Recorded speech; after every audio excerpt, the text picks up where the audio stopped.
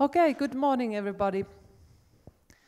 I am Tarja Haaranen from the Ministry of Environment from Finland, and I would really like to welcome you all today to this seminar. Those ones who were with us yesterday, and especially the ones who have joined us today. I will promise first that I won't take any selfies. Yesterday I tried it, and you can see the results in Twitter. I definitely need some practicing before I do it in public again, so don't worry.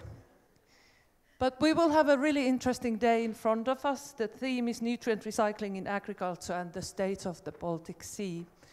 And as Joel explained, we will have this commenting system. I hope you can all reach it. If you have some problems, please come and ask Joel. He will help you. But we will start quite quickly because we have a lot of presentations and the timetable is reasonably tight.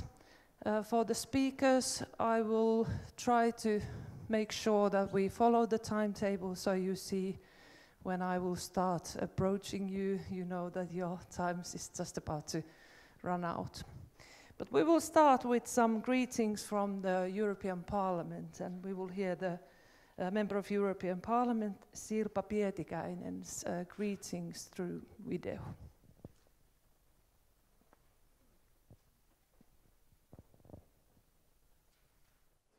Agriculture actually is a vast resource of bio-based solution and understanding of a circular economy where nutrition and production goes in circles and are used and reused.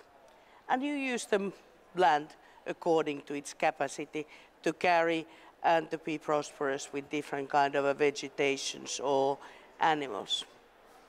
But somehow we have lost this great learning experience, partly with this industrialized large-scale agriculture, where you import fertilizers, you use and import pesticides, you have a bigger units of production, be it plant-based or animal-based, you have very one-sided production, and you rarely take into account that kind of a natural circles anymore.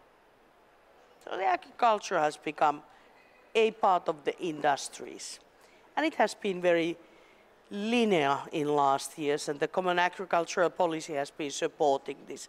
Okay, I'm producing this year after year after year, and in a bigger and bigger scale, so that I can compete within the Europe with the Polish, within globally with the Americans or Latin Americans, and then of course globally with the Chinese productions.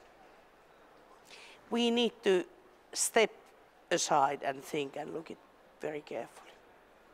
We need to learn the lessons what the nature can learn us, and the agriculture on its origin can learn us about bio-based economy.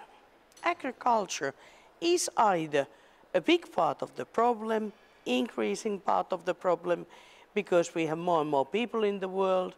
We are using bigger and bigger amounts of the land area for food production, and bigger and bigger part of that in feed production for the animal feed. We are causing substantial climate emissions, chemicalization challenges, and then dietetic problems for consumers. But then again, if you think it correctly, actually what is called problem in the Baltic Sea, for example, and in our inland waters or sea waters, and what is emission, what is problem, is actually a very valuable resource. We know that especially phosphorus, but also other part of the nutrition chain and fertilizers are coming scarce in the future. So we are actually putting loads of expensive resources on the land, then getting about 17 to 20% on maximum on what it is actually meant to be growing something. And then the rest is leaked in our waters and called pollution on that side. Isn't that crazy? And that is the example of a wrong thinking. If the question and the method is wrong, you can't get the answer right either.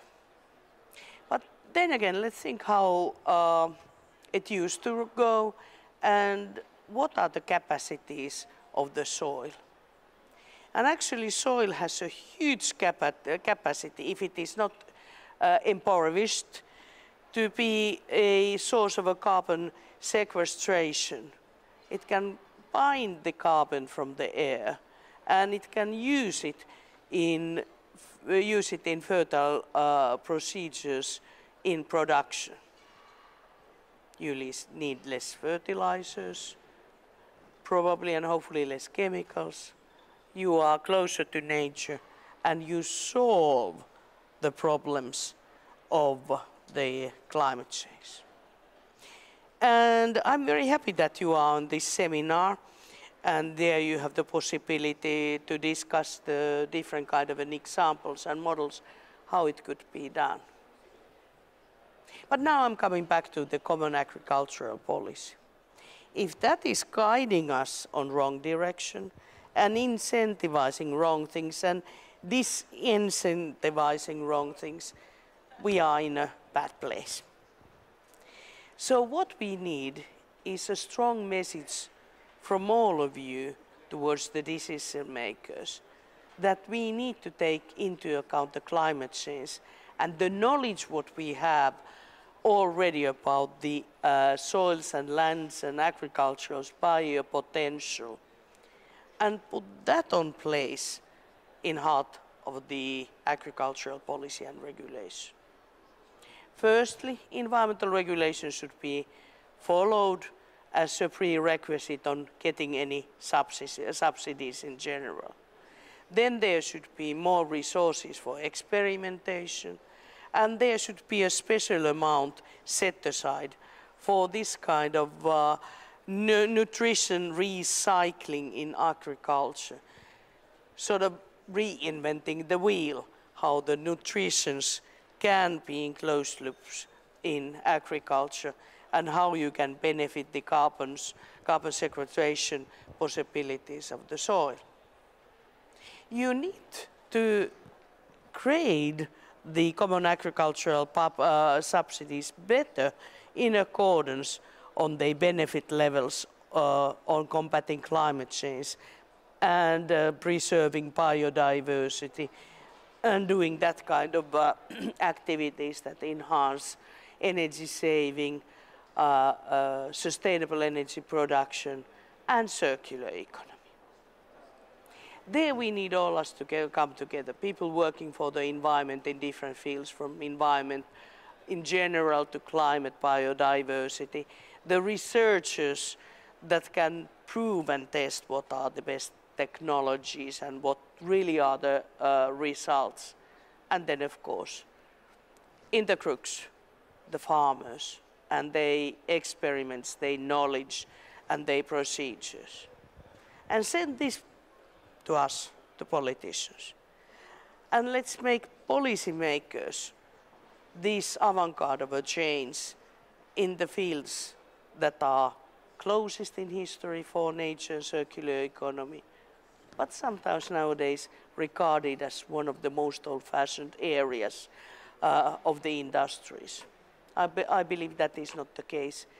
There's a seed of thinking, there's a seed of change, and there's the vast, huge potential what we can all benefit from and get better food, better income for the farmers, better economy, and combat environmental challenges and create better livelihoods and environments and ecosystems in the future. Okay, thank you for Sirpa Pietikäinen. We all know that right now is the important time when Europe is planning the next CAP, Common Agricultural Policy, and I know that most and many of us are somehow part of that process, and this is the time where we can really influence how our future will be in agriculture. But today we can hear a lot of concrete examples what's going on in nutrient recycling and how circular economy in agriculture is actually implemented. And I'm quite convinced that all of us, we think that the agriculture is not a problem, but it's a solution also when we talk about the climate change. But we will have a really good introduction to the theme of today, so I would like to invite Conrad Stralka from Baltic Sea 2020 to give us some examples of good practices for nutrient recycling in the Baltic Sea region.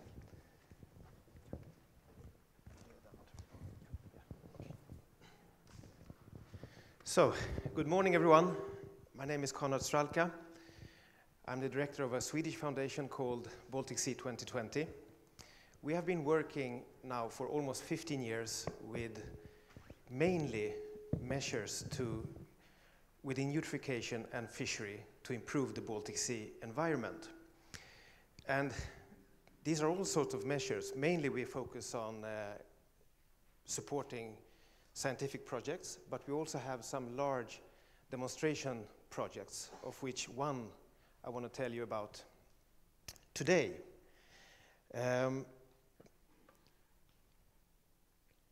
Industrial animal production has been around for a long time, and you know it and I know it that there are some ethical considerations to be made about this type of plants.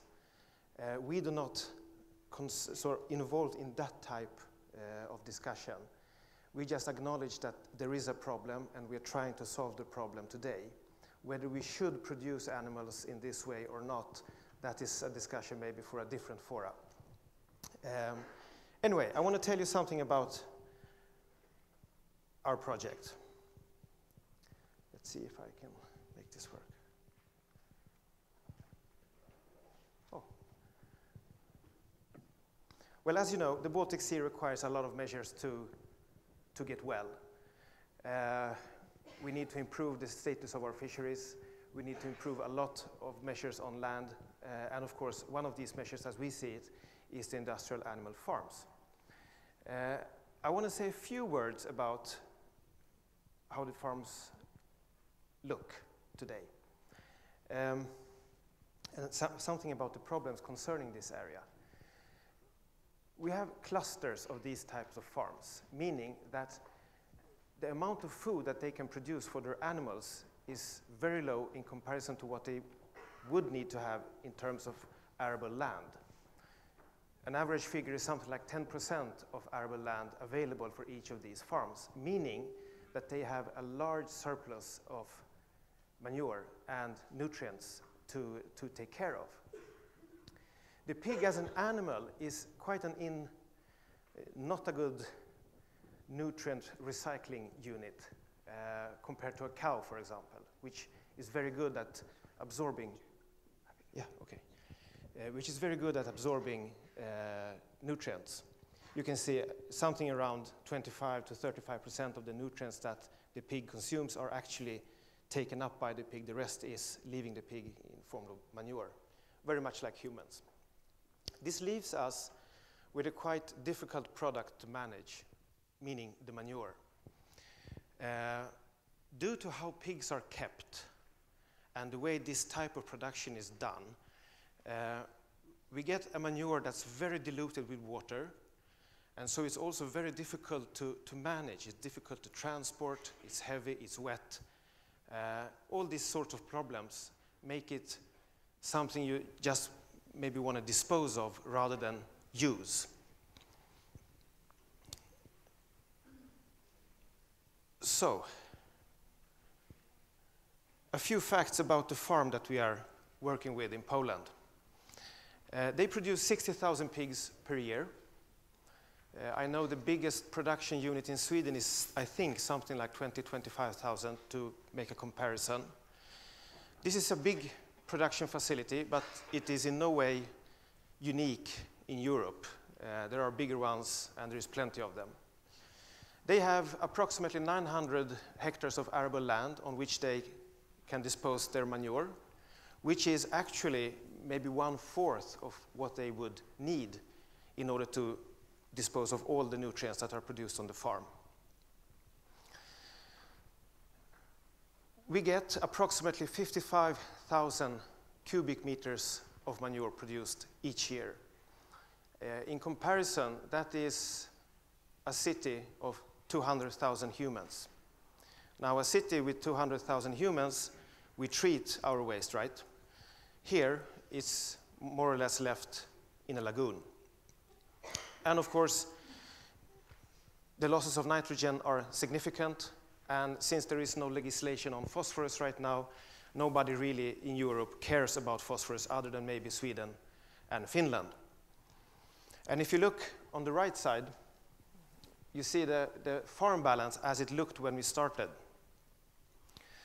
And of course, there is a large surplus of nitrogen at the farm and a very large surplus of phosphorus.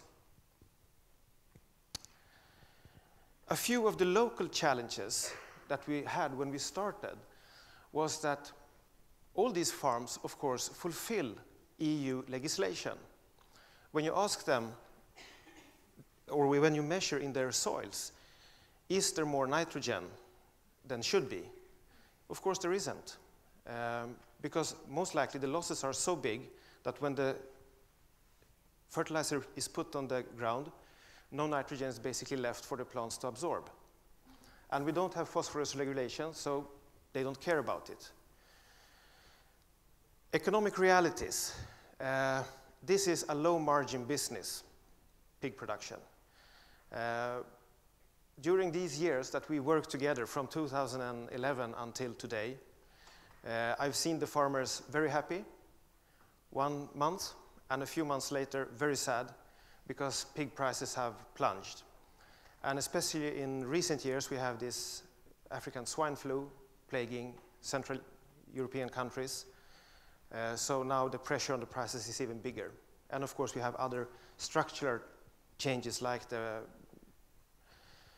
war between China and US, flooding Europe with cheap American meat, for example, putting even more pressure on these farmers. Generally, knowledge of nutrient recycling is low.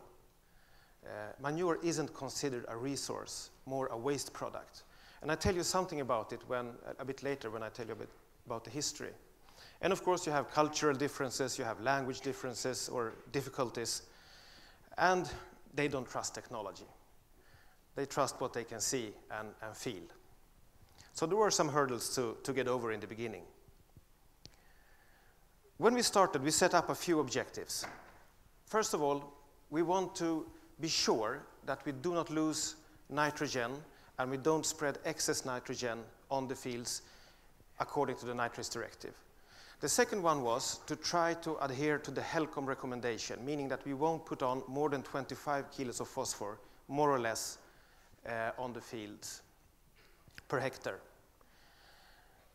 We wanted to use cost-efficient, best practice equipment, meaning no chemicals, just mechanical separation and mechanical management of the manure.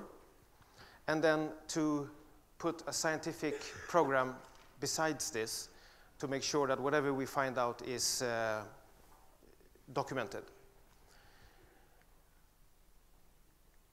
So how did we go about this? Actually, we started already in 2009 with the help of a few Danish scientists to produce a report called Best Practice Manure Management. They helped us identify technologies that were available at the time to see what can be done about manure.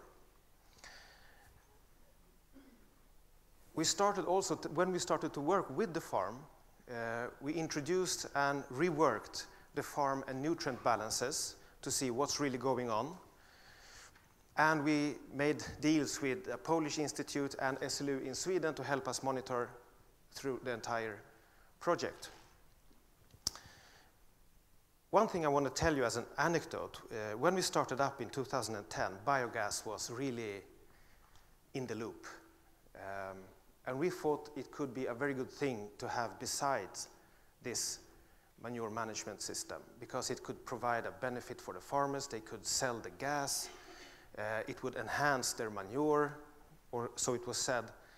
And well, everything looked good. We started a cooperation with a Swedish firm called Swedish Biogas International to look at, could we have a biogas plant standing next to our separation system? 1 year went by, legislation started to change, subsidies started to disappear, the market for biogas started to change, prices were going down, but still we thought it could work. Then somewhere late 2011, we sit in a meeting with our farmers and they suddenly say something like, well, Conrad, you know, this is good, this biogas, because we can stop growing food for pigs and instead grow maize, which will improve our yield in the biogas plant, so we can sell more biogas. And for me, it was like, wait a second.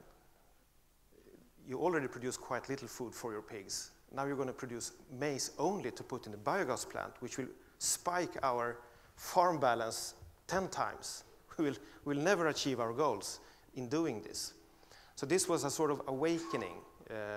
You think something might look good on paper, but when you get a bit into it, things start to happen that you couldn't foresee. So we actually abandoned the biogas, which proved a year later to have been a very good decision, because the Polish government scrapped different sorts of subsidies, so it would have been a black hole financially for the farmers. Okay, so what have we done? This is a picture of the farm, how it looks today, seen from above. On the left side, you see the stables.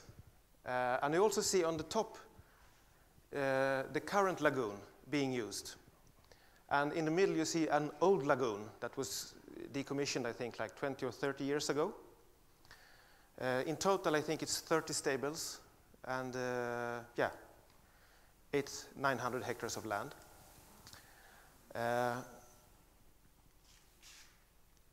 Oh, come on. Yeah. This is a picture of the lagoon I mentioned. This is a perfectly legal storage of something like 40,000 cubic meters of pig manure in Europe today. It's a big pit with a clay membrane, which is supposed to keep the manure from flooding. But as you can see in this picture, the water mirror that is supposed to keep, especially nitrogen, within the manure below, is penetrated by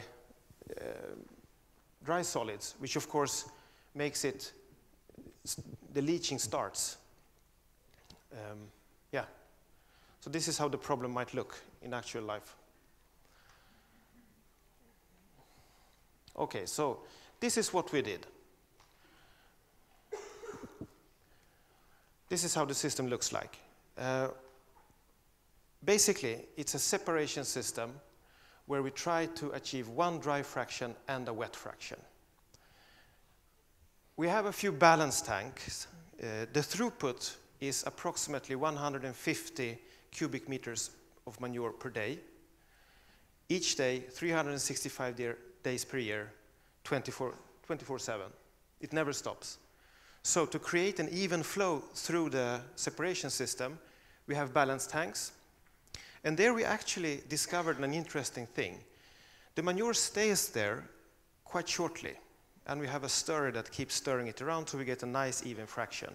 But there is a lot of sand and concrete in this area of Poland. And this actually sediments in these balance tanks, so we have to clean them every 2 months from sand. And this has proved to be an unknown benefit, because this sand, when it's sedimented there, it doesn't go into the machines. So it's actually saving us a lot of wear and tear on the centrifuges and the screw presses. So the first step of the separation process is a screw press. And I want to start by telling you, this is not a bleeding edge project. what we tried to do was find well-known, proved technologies from different industry areas, put them together to try to achieve the goals.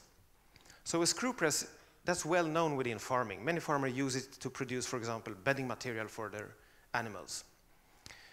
It's not effective when it comes to separating phosphorus and nitrogen, but it takes out a lot of the dry fraction from the pig manure in a cheap way. The second step, the centrifuge, is actually where the magic happens in this case.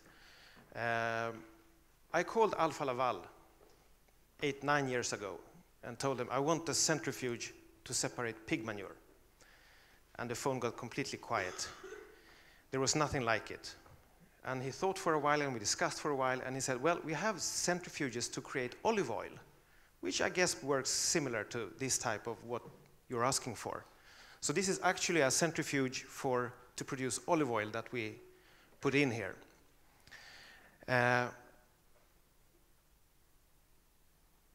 Another thing that was interesting with the centrifuge is that our initial belief was that the faster we drive it, the faster we would spin the manure, the more phosphorus we would get out. It proved 100% wrong, because the faster we turn the centrifuge, the more we actually crush the small phosphorus particles, and they become more or less dissolved into water, and we can't catch them anymore. So we found out during the optimization process that we can do a lot by finding a sort of a slower level, a perfect level on this machine to get out even more phosphorus. And that's actually ongoing work right now. But still, we have approximately 45,000 cubic meters of wet fraction, which we acidify. And this is done basically to retain the nitrogen in the manure. So the entire line from stables to the acidification is closed. The manure isn't exposed to air. All tanks are covered, it's piped, etc., etc. And we acidify to something like 5.8, 5.7 pH, and that is because we learned that when we store the manure, it actually buffers the pH slowly increase in the storage lagoons. So that's why we go a bit below 6, which is sort of an ideal level of acidification in this case. I'll tell you some more later about experiences regarding these technologies. Then we built 4 large storage lagoons. These are basically pits dug in the soil, covered with rubber membranes, and in the bottom and top, and then you fill the manure in the lagoon. 13,000 cubic meters each, and we can store approximately 9-10 months of production at the farm, or actually an entire year at the moment, but initially we thought we had more manure than we have, and that was due to a miscalculation. You saw the figure 55,000. When we started, that figure was 66, but it turned out that rainwater that got into the open lagoon wasn't evaporating as much as everybody thought. It actually just stayed there, or a lot of groundwater was polluting the manure. And then we introduced a closed spreading system, meaning that we pump the manure from the lagoons through soft hoses up to 6 kilometers to the edge of the field, on which we attach it to a hard hose, which is dragged on the field, and we spread it through a dribble bar instead of a classical throw-out manure. In this way, the manure is put down close to the roots of the plant, and you don't put it on the leaves, and hopefully the nitrogen doesn't leave as much as it does otherwise.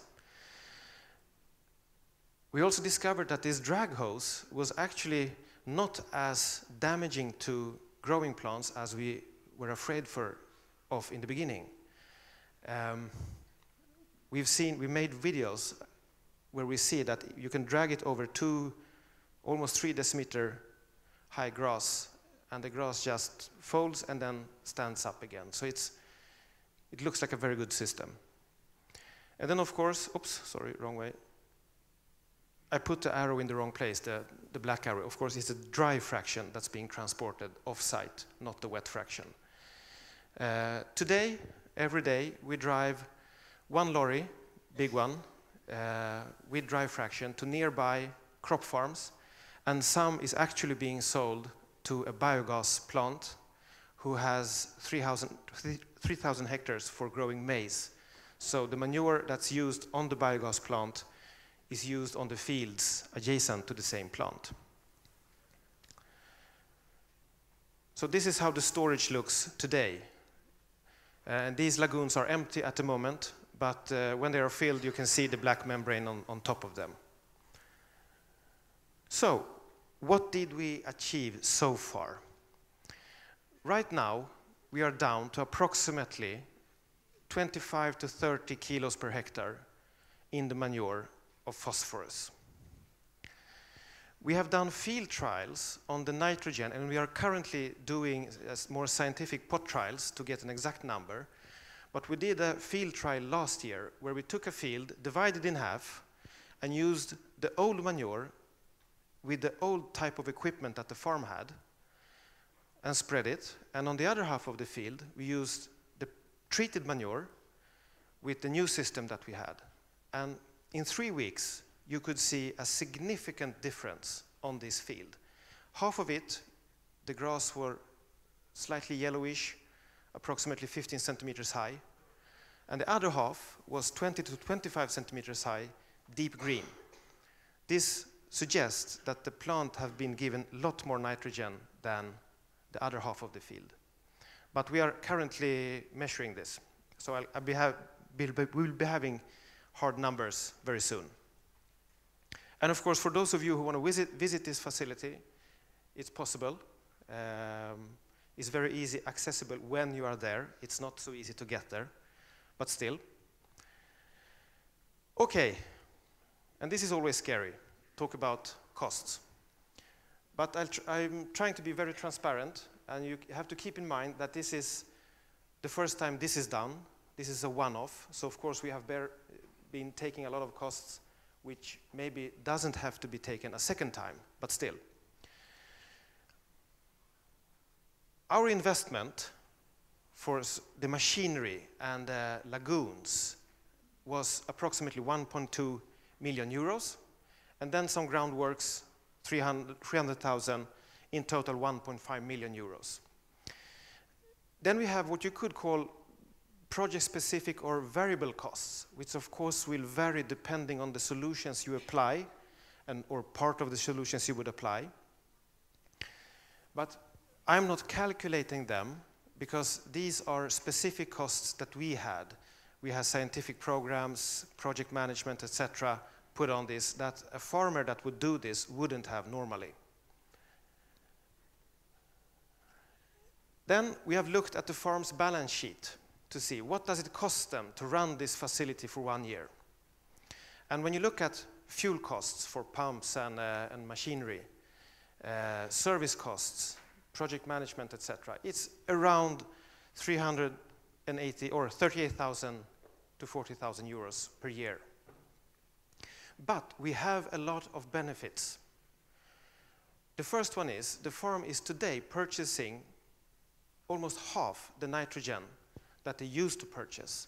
So they used to spend something like 50 to 60,000 euros on nitrogen. Now that figure is down to 30. The second big benefit is the spreading. Historically, they used 6 tractors, 6 tankers, and a crew of 10 to 15 men to do this during 6 weeks. Today, with this system, they do the same in 2 weeks with 1 tractor and 1 guy managing the pumps. So there is an operational benefit on that side, which we calculate. So, bottom line. Market cost for 1 kilo of Tunisian or Moroccan phosphorus is approximately 2 euros today. We are making available 46,000 kilos of phosphorus each year. With the costs that we have to manage this system, we end up on approximately 3.6 euros per kilo. Now, this is, of course, not from a business perspective, compatible with market prices. But if you compare it with other types of measures that are used today, typically, to capture phosphorus, these measures are far more expensive per kilo of phosphor than this one. And the one big difference is, of course, that that phosphorus is often bound permanently, or at least for some time. This phosphorus is made available, which is also a risk.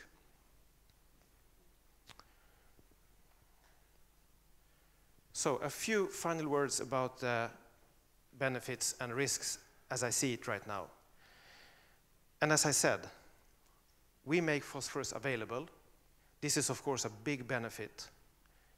We are transporting the phosphorus today to nearby crop farms.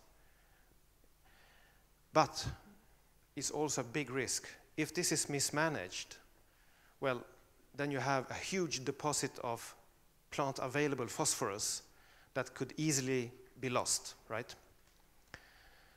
We know that we increase the capture of nitrogen, approximately around 50%. And we believe that this is a quite cost-efficient phosphorus management program compared to other types of measures.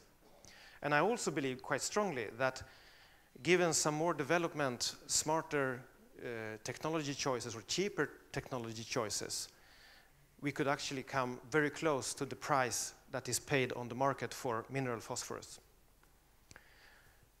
But as all things, when it comes to money, it's easy to talk about benefits.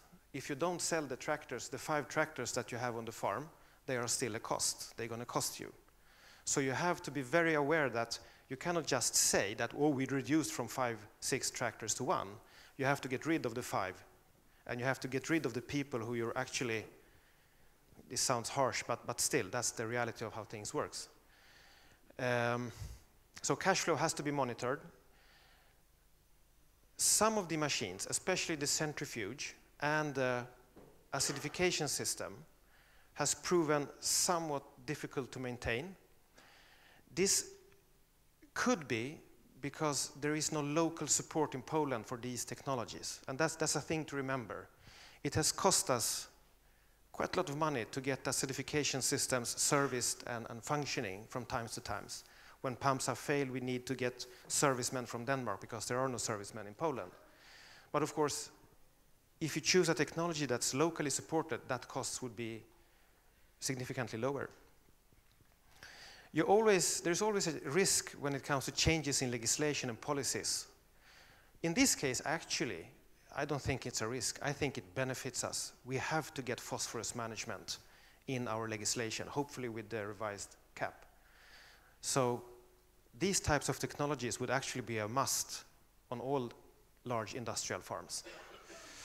And as I said previously, the chain could easily be broken if you just dump the valuable resource that you have produced instead of taking care of it. Thank you very much.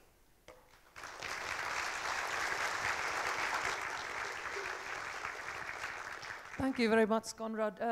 I have some questions here already for you, and some of them you already answered, but I will pick up a few. First of all, there was a question, do we need a common EU phosphorus directive for agriculture? And I kind of heard that you already had some opinion about that. Yeah, strong opinion that we should have it. When we started, one of my colleagues, Line Strand, is actually here, that has been instrumental in producing or helping us with this project. We tried to find a lab in Poland that could help us do the phosphorus measurements, soil measurements of phosphorus. And they didn't have, of course they could do it, but they didn't have routines to do it in the beginning. So we need to sort of go to Sweden, get a blueprint, give it to them, and oh, okay, we can fix this. And this is typically on, phosphorus management isn't on the chart. Okay, good. Then a little bit more detailed questions about the project. First of all, what do farmers who were involved think about this project? Being Polish, they were very, I'm Polish myself, I should say, so I take the freedom to be blunt with my countrymen. They were very skeptical. they were constantly asking, what's the catch? What's the catch? When do we have to pay you something for this? And I say, there is no catch. In a few years, they had swinged 180. They understood the value of what we are trying to achieve. This farm is actually situated in a natural park. It's bordering to a Natura 2000 area. So they started to think of the implications of the manure that they were producing every day and how that affects. So I believe that they are 100% supporters of the system today. And actually proving that by taking a lot of the added costs that this system is putting on the farm today. They are I'm not paying for servicing the machines, they are. But they see it as a benefit, and they are actually being paid today by the biogas plant and by the big crop farmer that they send the manure to. And of course they purchase less nitrogen, so they see the potential benefits. Okay, then how about the risks of large-scale production, swine fever and so on, or is it better to have like a smaller units and local production and smaller scale circles? Well, that comes back to the discussion about ethics and surrounding this type of industry. Of course, I would prefer if we could have many small-scale producers, the same way like I would prefer that we would have thousands of small-scale fishermen in the Baltic fishing instead of a few large trawlers vacuuming the sea. But the way we consume things and the way things look today, I think that we have these farms. They will be around for a long time, and we just have to find ways of managing them in a good way. Okay, thank you very much, and thank you especially for sharing the information about the costs, because that's and the benefits. That's what we always need, and that's really interesting. Thank you. Thank you. Will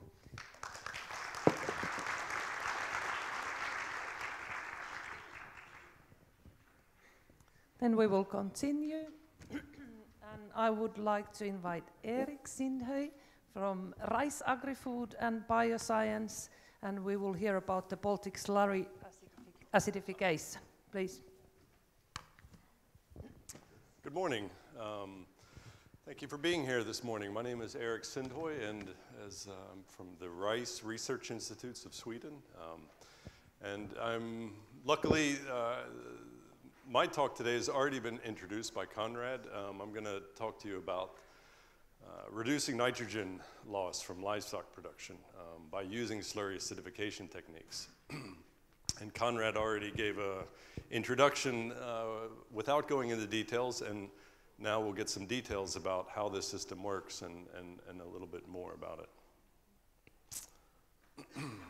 Quick overview of what I'll talk about is I'll give you a quick background about why we're doing this, an introduction into the different techniques available for acidifying slurry, and then I'll go into the project, Baltic Slurry Acidification, which is at the very end stages now. It's been a 3-year project funded by Interreg and various other financiers.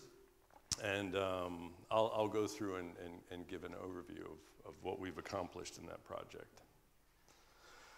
So basically, this is not really any news to anybody, but this is kind of why we're interested in slurry acidification techniques is ammonia emissions. In the Baltic Sea region, we're losing over 1 million tons of nitrogen a year in the Baltic Sea region through only ammonia emissions.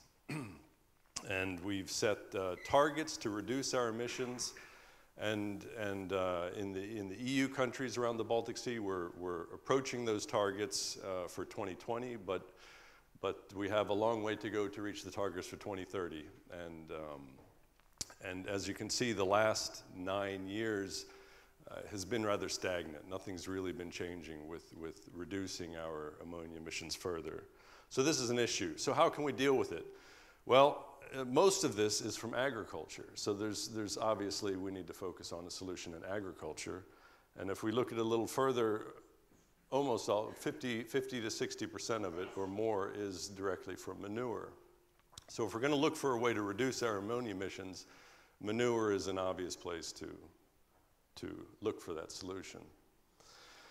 Ammonia emissions from manure are, they represent a direct loss of nitrogen to the farmer, as Conrad indicated and showed that their purchase of mineral nitrogen has decreased significantly after implementing the acidification. Ammonia emissions are a source of nitrogen pollution to the environment. It causes nitrogen buildup in sensitive areas. It negatively affects biodiversity, as he was pointing out to the Natura 2020 areas, that it's very beneficial not to be dumping all this extra nitrogen on these sensitive areas.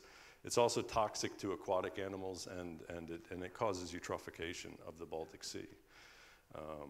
It also has very big societal effects. It binds to other pollutants in the air and causes smog, which damages respiratory systems and causes healthcare costs. So it's a big problem. And as you can see, if we look at the farm system, that the manure, the emissions are coming from the different portions of the manure handling chain on a farm.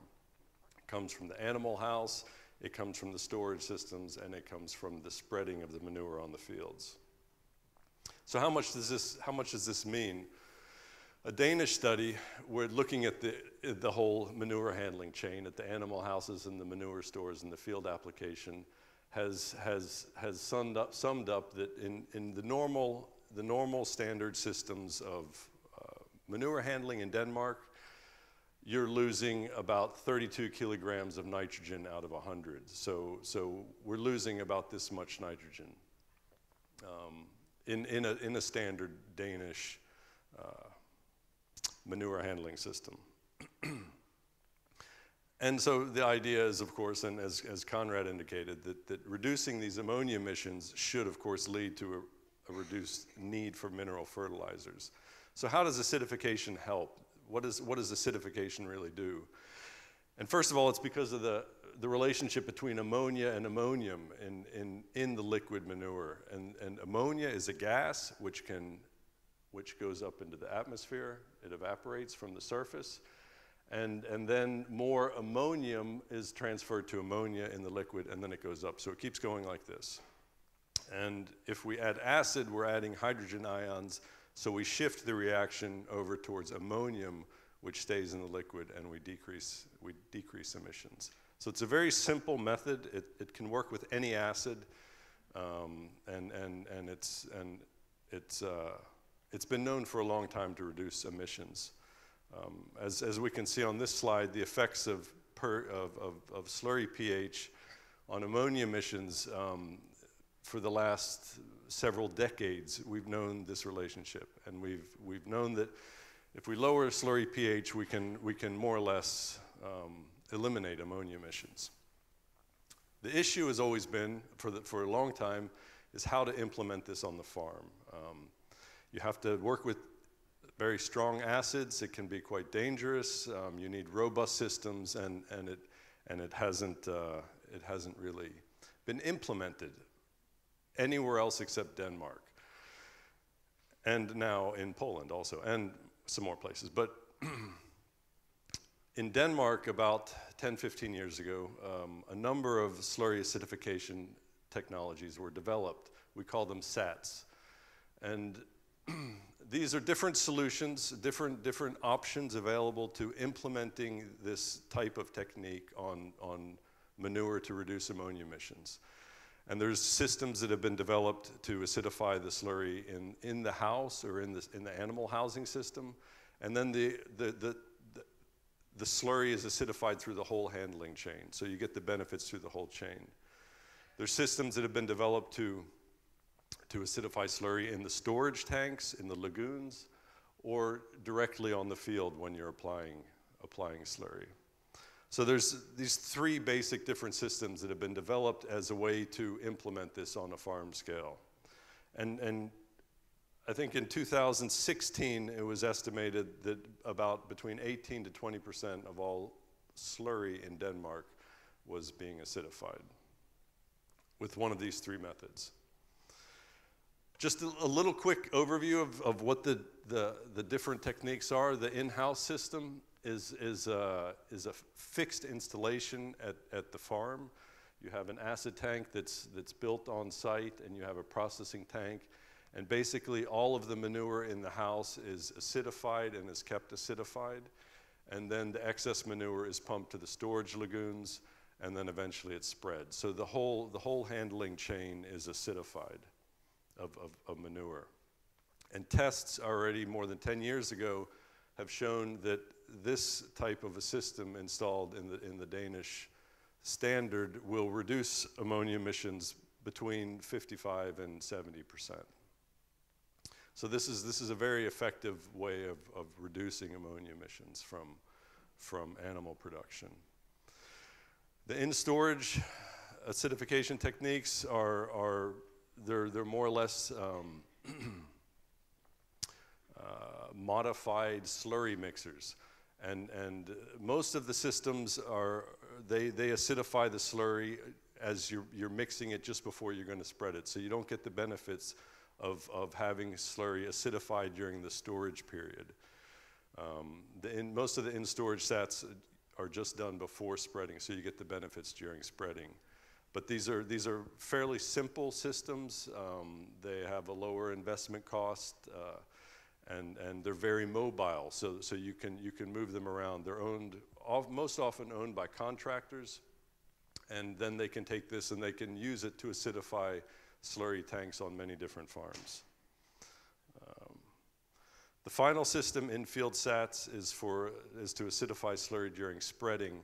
And here all the equipment is on the tractor and slurry tanker system, where you have the acid, the controlling unit, the mixer, and the pH meter, so that everything is regulated. And you can basically, this is the most flexible system of all the systems, because you can just turn it on when you need it. If you're spreading manure and the conditions are optimum for spreading manure, if you're not going to have expected high ammonia emissions, if it's cool, if it's damp, not so windy, then you might not need this. Then you don't have to use it. Or you turn it on and you just apply as much acid, as much sulfur as the plants need. But if it's the next day you're out spreading, you have this window to spread your manure. You can't wait until the optimum weather. The next day it's very windy, it's warm, then you need this, and then you can turn it on and you can get the full effect. So this is a very flexible system, because you can just use it when you need it.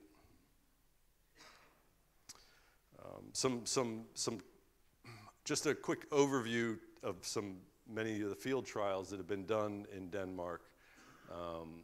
Comparing the ammonia loss from cattle slurry spread on grassland compared to a trailing hose system, or this drip hose system with injection, where you inject the slurry into the soil, and this is often considered as the good slurry spreading technologies to reduce emissions. But as you can see here, that if you apply acidified slurry with the same trailing hose equipment that the trailing hose is spreading with, then you have basically the same effect as you do on injection.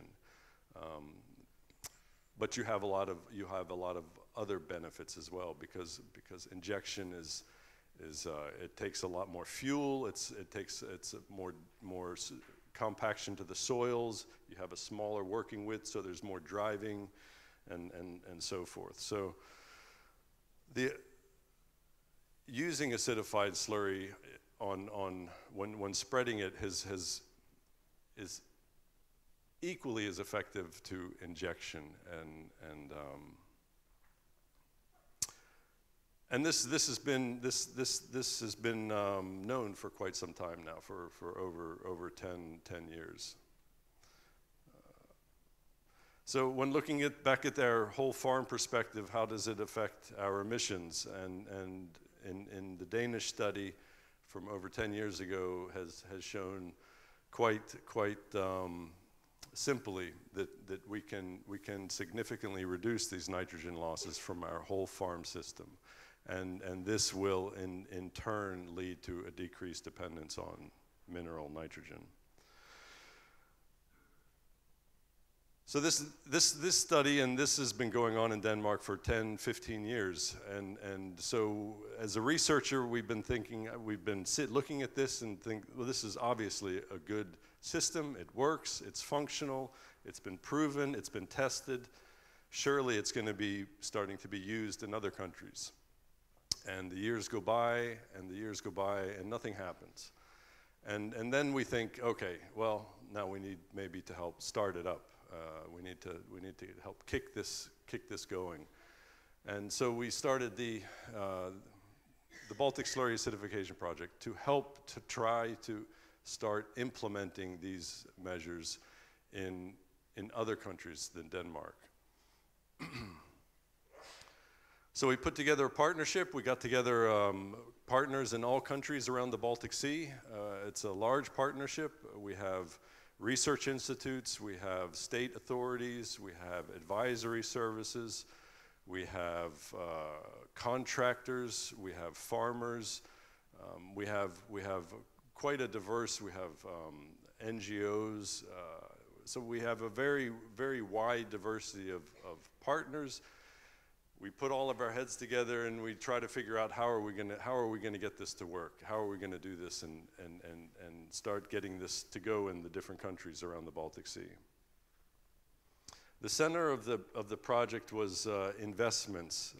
Much as Conrad was giving about his example in Poland, we thought that the main way to get people interested in a local area is to have a system in operation in that area. Farmers in each country, they're gonna, okay, this maybe works in Denmark. I know they use this in Denmark, but this isn't Denmark. They want to see the equipment in operation at home, and they want to kick the tires and see how it works. So we had 7 planned investments. We had along the way a bumpy road. We had a couple partners drop out. We found a new one who was very enthusiastic. And in the end, we realized 6 investments in 6 different countries. We had 5 of the in-field systems and 1 of the in-storage system. We had 2 agricultural contractors who made the investments and 1 farmer. And then we had 3 research institutes who also made the investment. During the course of the project, we've carried out a lot of field trials. We've carried out a lot of demonstrations. The contractors have been trying to sell this acidification to their customers. So there's been a lot of activities, and so during the course of the project. We've spread about 31,000 tons of slurry, which has been acidified, slurry and digestate. This may not be the most recent updated figure. The reason it wasn't more was because of difficulties with some of the investments, and that there was delayed, and some of the investments did not get realized until the last year in the project. So they weren't fully utilized during the project. But from this amount of slurry that we've spread alone in the Baltic Sea, we reduced ammonia emissions by about 17,000 tons of ammonia nitrogen loss, just from our pilot plants operating. We also to complement the investments, we have the actual equipment that farmers can see, and we can go out to demonstrations. We set up field trials in all the countries to show. We tried to set up scientific field trials so that we could actually show the benefits of using acidified slurry in crop production. We tried to set them up in all countries around the Baltic Sea. In some of the countries, we have multiple years of field trials. We've done them on many different crops, on grasslands, winter wheat, maize, rye, many different crops, and we've got a lot of results from this too. So here's a little overview of all the different field trials that we've done. And just a quick overview of some of the results from the field trials is that the slurry acidification seems to save about 10 to 20 kilos of nitrogen per hectare. This depends a bit on many of the different functions. The acidified slurry also supplied plenty of sulfur for the plants, so there was no need to add additional mineral sulfur fertilizers in your fertilizing plan. There was no significant trends in increased crop yields, although there were trends in some years to having increased crop yields due to the saved nitrogen, but in other years there were no significant differences, or there were no differences, no trends either. This is one of the issues with slurry acidification is that you may or may not see a result in terms of yield that covers the costs of the investment. But some years you do, and some years you don't. As you know, the past 2 years, we've had 2 extreme years. So we had 3 years for the project. The first year we were really trying to get going. We only had a couple of field trials. The second year was an extreme year. The last year was a disaster. It was extremely dry and nothing grew. So it was difficult for field trials. Our basic conclusions are that acidification effects on yields, they're affected by the weather conditions, both when you're spreading and during the growing season.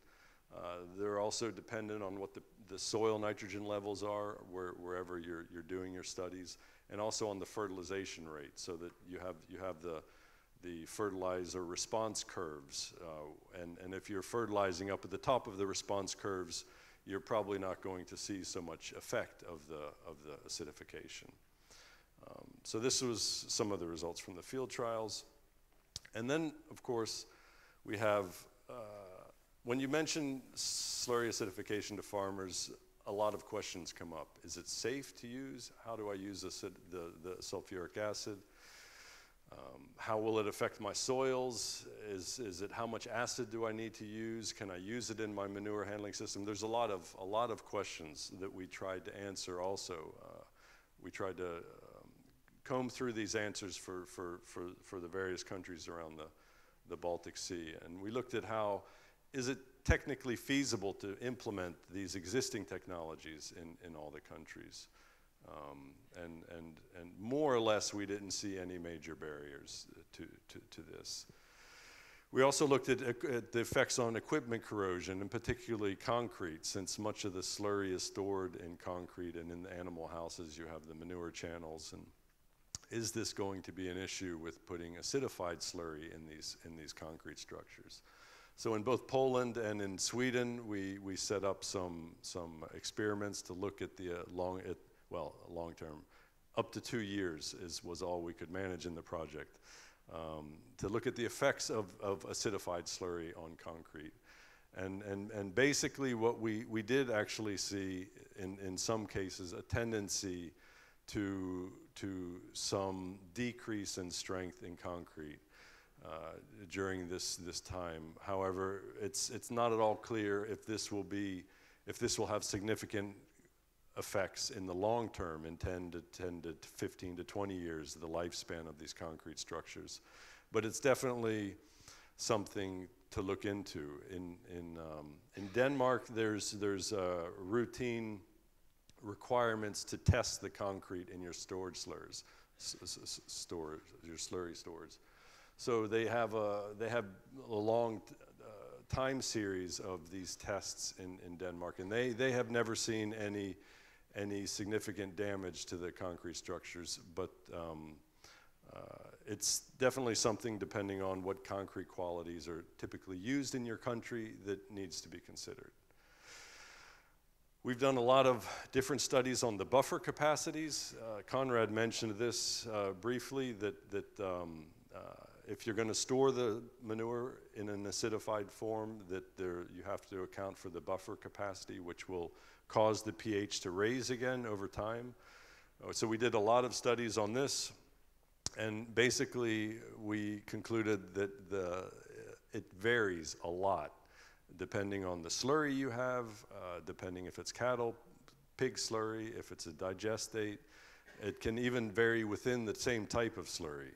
You can have maybe one slurry where you only need 1 liter per cubic meter to reach an optimum pH, and the next slurry you need 3 liters per cubic meter to reach the optimum pH. So it varies quite a bit. So you need to consider your local slurry if you're going to consider implementing this. A lot of farmers are very concerned about how it's going to affect the soils. Applying sulfuric acid on your soils, and there was a lot of concern about this. So in both Estonia and Poland, there were set up a series of field trials to look at this. Both small lysometer experiments and then actual field experiments to look at the effects. And I'm not going to go into much of the detail of the results of these trials, but basically, for every liter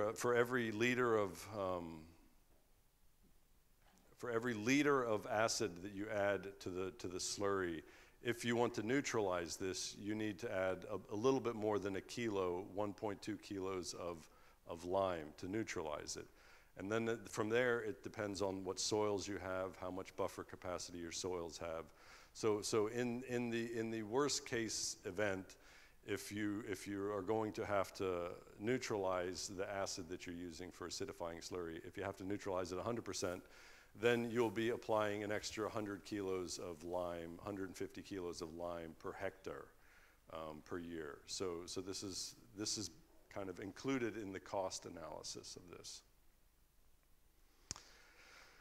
Of course, the safety, working acid's very dangerous chemical. You have to have safety plans. So we looked at each country, what the legislations were for working with acid, how to deal with it, what kind of measures need to be set up, and we've created checklists that farmers or anybody can use to go through and look at all the details that should be considered if you're going to start implementing this on your farm.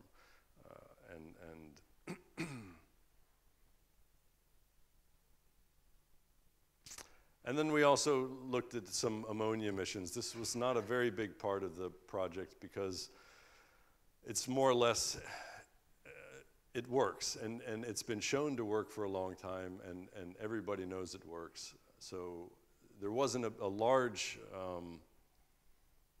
emphasis on actually measuring the ammonia emissions in this project, but we did do some tests. We did some tests on some storage systems for both regular slurry and digestate, and looking at ammonia emissions.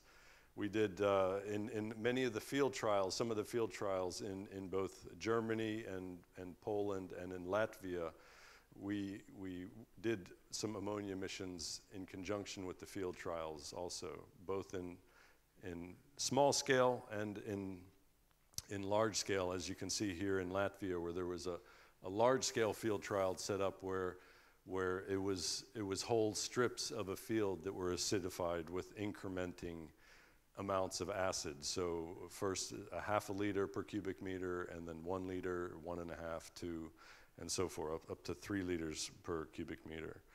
And the results of all of these were basically in line with everything that we've seen in the literature, and that's that if you acidify the slurry down to the optimum pH, you get a 50 to 60% reduction of ammonia emissions. The economic analysis is, of course, a very big question, as Conrad pointed out also. It's something that's, of course, one of the first things that almost everybody thinks about is how much will it cost me? And is it worth to do this investment? So we looked at the costs, and the costs include investment costs. It includes acid costs. It includes liming costs, and in the case of in storage acidification, you also have to leave some buffering room for the foaming, because when you acidify the slurry all at once, you have some foaming, so you have to leave some storage. So this was also included in the cost. And then we deducted from the cost, we deducted the savings in mineral nitrogen and the savings for sulfur. And then we looked at, we did this economic analysis for both cattle and pig farms, which have different amounts of nitrogen and different standard losses along the handling chain. And then we applied in-house, in-storage, and in-field systems, and looked at the economic results of this. And what we saw is that compared to not acidifying your slurry, where you would have to harrow the slurry within 12 hours was the reference system. And in this analysis, you see that when you on the x-axis you have the amount of cattle slurry, and then essentially when the line comes up above 0, then you're starting to save money. So if your farm is below that in size in the amount of slurry that it's producing, then this is a net cost. But once you come up to these levels, and for the in-field and the in-house system, it was about 5,000 cubic meters, and for the in-storage system, it was about 1,500 cubic meters, and then you start to save money from this. We also did an environmental analysis of the impacts. And we had a standard system of the manure handling chain and the losses along the different parts of the chain, and the inputs into the system, which included the acid and the bedding and the manure and the electricity and the fuel costs for operating everything. And then we did the comparison where in-house acidification is applied at the housing stage. And here in this analysis, we did the acidification before storage. So this is more in line of the system that Conrad showed, where after the manure leaves the house, the animal house, it's acidified and then it goes to storage. So it's acidified during the storage, and it's acidified when you spread it. And whereas the systems that I've been talking about earlier that are mostly implemented in Denmark, they're only done just before spreading, so you don't get this storage benefit. And then the in-field is you only get the benefit during the spreading. And we looked at the climate change potential, the potential eutrophication and acidification effects of it. And then we looked at Denmark, Estonia, Finland, and Sweden in these studies. And basically, what we see is that if we're looking at the climate change effect of reducing the impact, housing and in-storage gives the biggest benefit. The in-field system gives a smaller, almost not so much reduction in the climate change, whereas in the eutrophication effects, the in-field system is still quite effective. There's a bigger variation between countries, whereas the housing system is obviously the most effective at reducing the environmental impact in all of these. But there are some differences as you come down to this in-field system between the countries, and this is due to the different ammonia emission factors that are for the different manure handling change in each country. We also did a legislative analysis to just look at the friendliness of the legislative frameworks for implementing these in the different countries. We had a number of different questions. What what laws or which legislation can help or hinder implementing these technologies in each country. So we did this for each of the countries, and we came up with a scoring list of which countries are most likely, or this isn't most likely, this is most friendly to encourage the implementation due to current legislative. This doesn't mean that this is necessarily the order that it's going to happen, but this is just the legislative friendliness of this. So this is something that policymakers can maybe consider how they can maybe reword their the laws and regulations to make it to not hinder the implementation. A quick little positive and negative aspects of implementing slurry acidification, and this is from the perspective of our Swedish contractor who was investing. It significantly reduces nitrogen loss.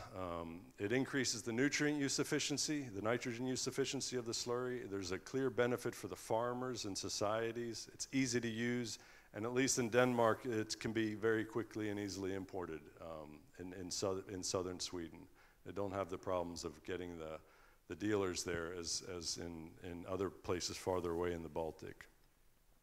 Some of the negative aspects are investment costs. There's the lack of infrastructure for service providers, also for the logistics of the acid, for transporting the acid between farms. A big problem for a contractor is even if they get the investment support, they don't have any customers who are asking for this service, so they have to develop a customer base. So this is a big issue for this. And some of the years, the benefits are not so obvious to farmers. Our last recommendations are basically that incentives are needed to encourage farmers to take this economic risk. We see that some years it goes with a positive economy, some years it goes with a negative, but incentives are needed to help farmers take this risk and to get it started.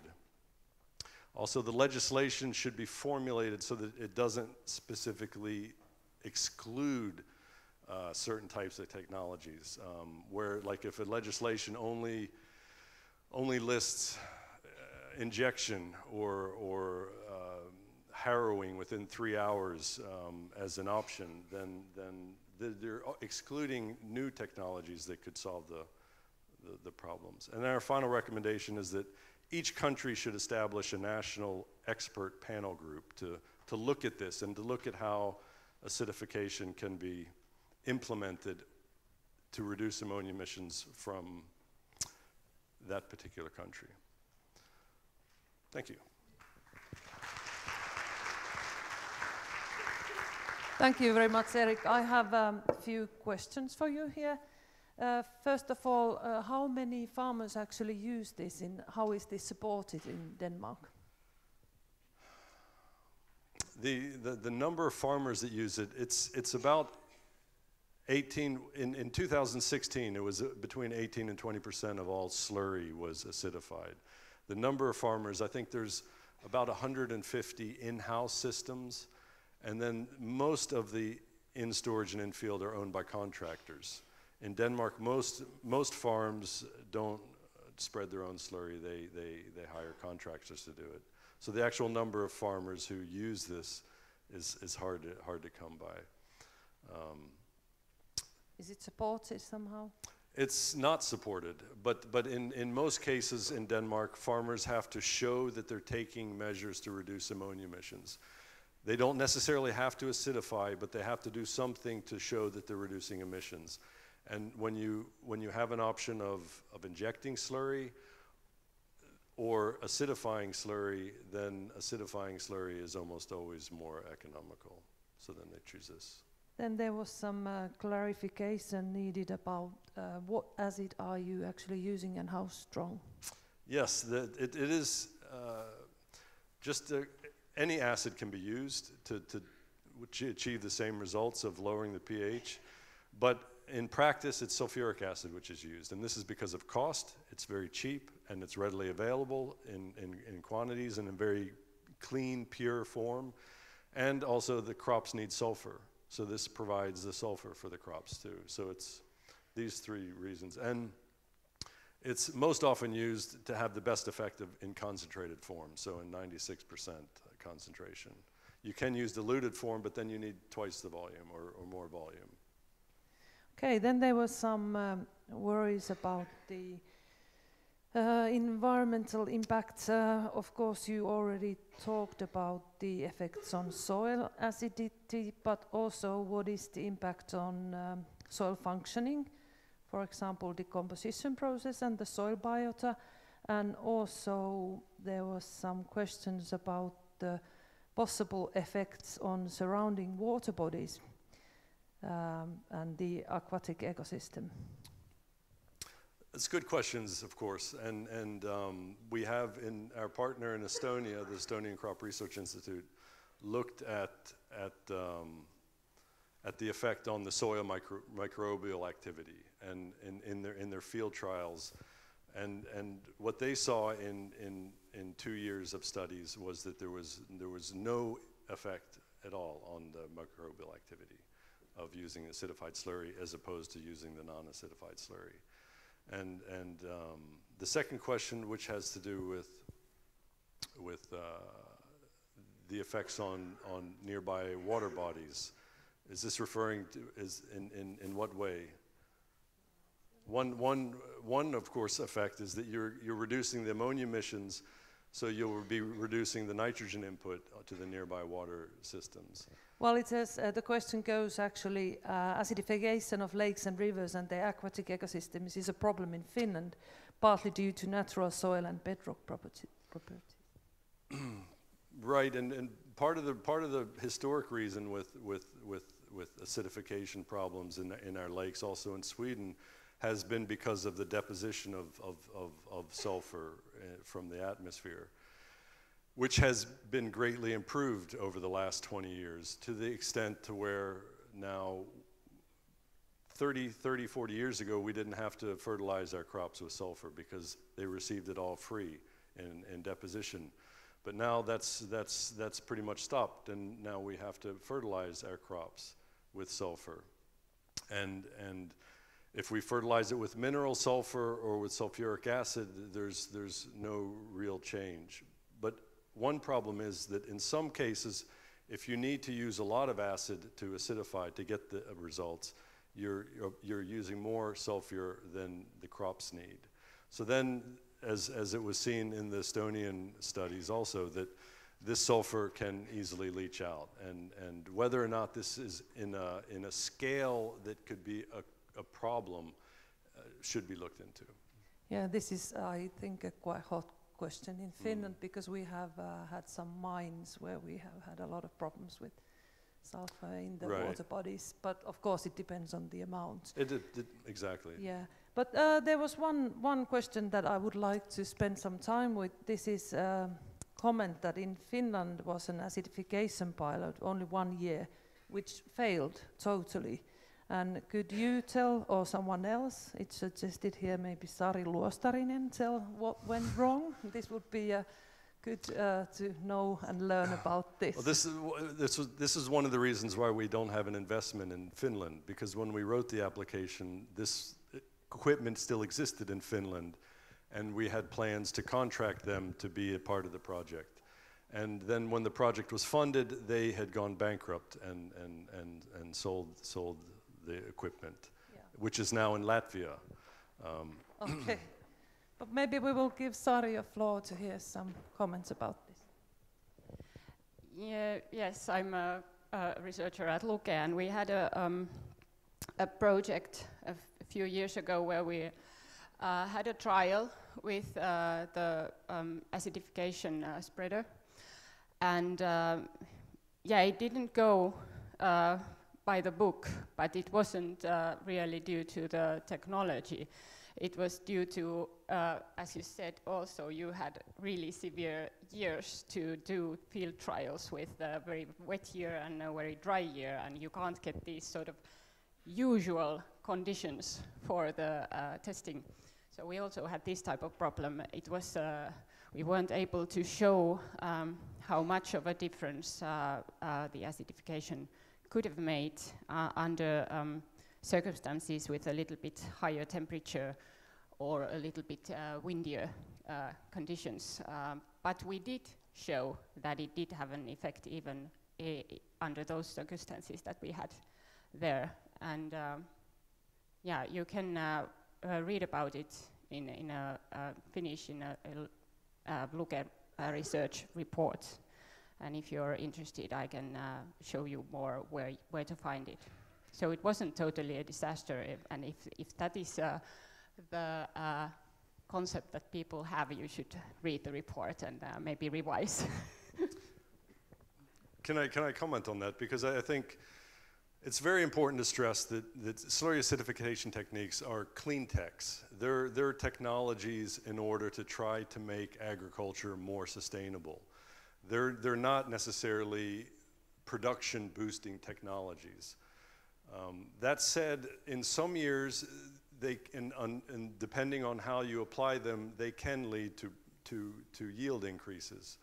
But this is not something that can be guaranteed, and this is not something. But it's a clean tech. It's a technology to reduce emissions, and it's a technology to improve the sustainability of agriculture. And I think what happened with the contractor who invested in this technology in Finland is a situation that we're facing with our contractor in Sweden. They received an investment support to help cover the investment costs of the equipment. They did the tests and everything. Unfortunately, it was bad years. Like we had two of our 3 years were very bad years for field trials. We didn't get any really good results.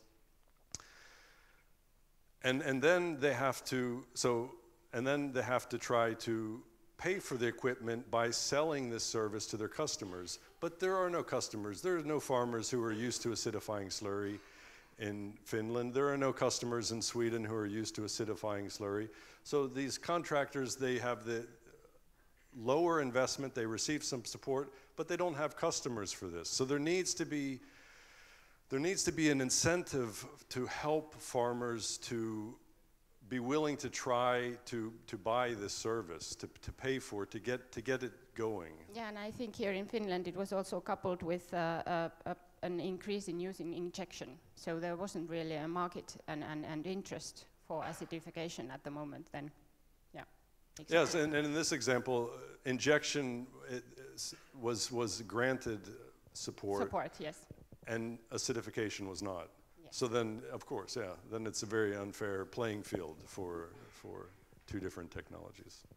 Okay, what's your feeling? How do you feel now we will have the new support systems? Do you think it should be included in the support systems? And what's your feeling? Will this take over now in all the countries? There's this general trend to say, and it's also from the Industrial Emissions Directive, that the polluter pays, and that's the general strategy that's been used in all industries. And maybe it's a good solution for large industries that the polluter pays and that the polluter should be responsible for reducing their emissions. But on farmers, of course, in the Industrial Emissions Directive is the large-scale farmers. But if we really want this to be an impact on improving the sustainability of our agriculture, we needed to get it on a more wide scale. And then we need somehow ways to support farmers to make good choices that will help the environment. And this kind of goes against somewhat the polluter pays, but who's going to pay? Somebody has to pay. Either society is going to pay or the farmer's going to pay. Or maybe the market will pay as the price of food will go up if you force everyone to do stricter measures to reduce emissions. But I think the incentive, giving incentives to adopt clean technology should definitely be included. I don't know that it will be, but I think it should. Thank you. These are very important and difficult questions. What kind of steering methods we should use when we have clearly measures that work? But I think we will discuss this quite a lot. And thank you very much for the interesting presentation. Now we will have a half an hour's, yes?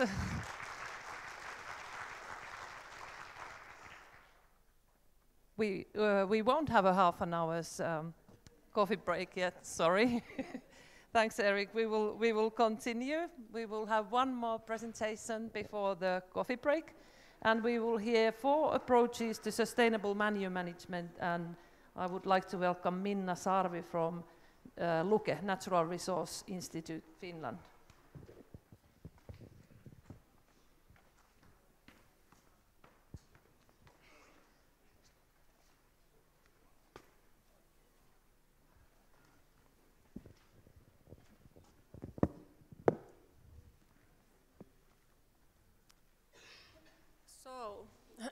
My name is Minna Sarvi and I'm from Natural Resources Institute, Finland, shortly Luke, and I will present you our Interreg Baltic Sea Region funded SuMaNu platform project that has recently started. And first, some basic things about our project. SuMaNu comes from the word sustainable manure and nutrient management for reduction of nutrient loss in the Baltic Sea region. And it is Interreg project platform that clusters 4 different EU-funded projects together. They are manure standards, Baltic Slurry Acidification, Bonus Promise, and Green Agri project. And we have 9 partners in total, and Luke is the coordinator of this project.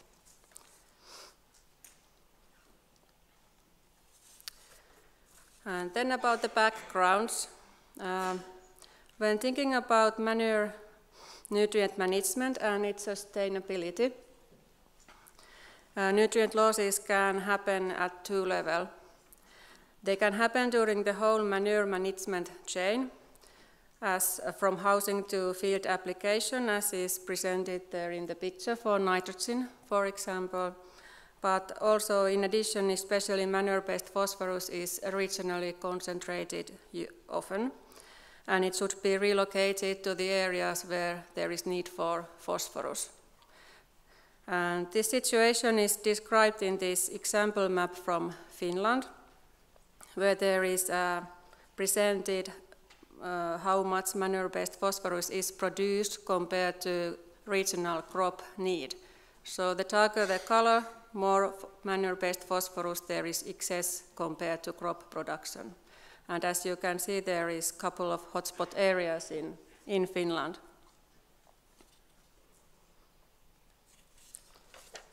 And then about the project that belongs to our SuMaNu platform.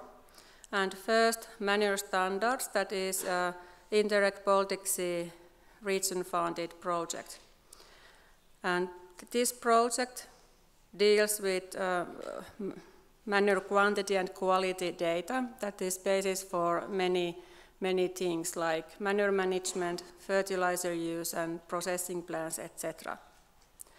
And because this at the moment this manure data is not so comparable between different countries, the objective of this project is to get more harmonized manure data in Baltic Sea region.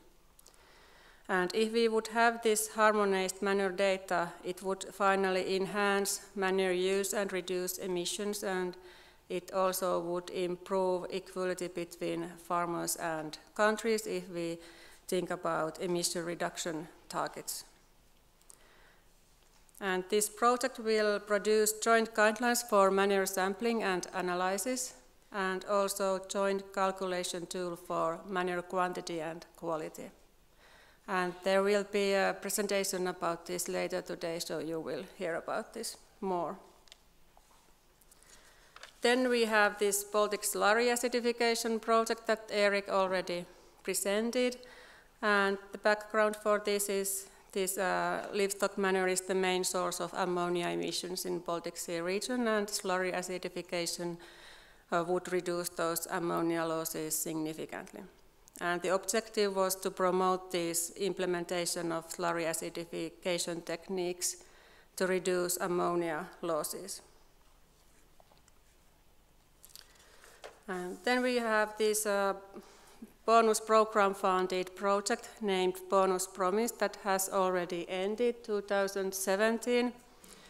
And the objective of this project was to evaluate the harmful contaminant and P availability in P-rich materials.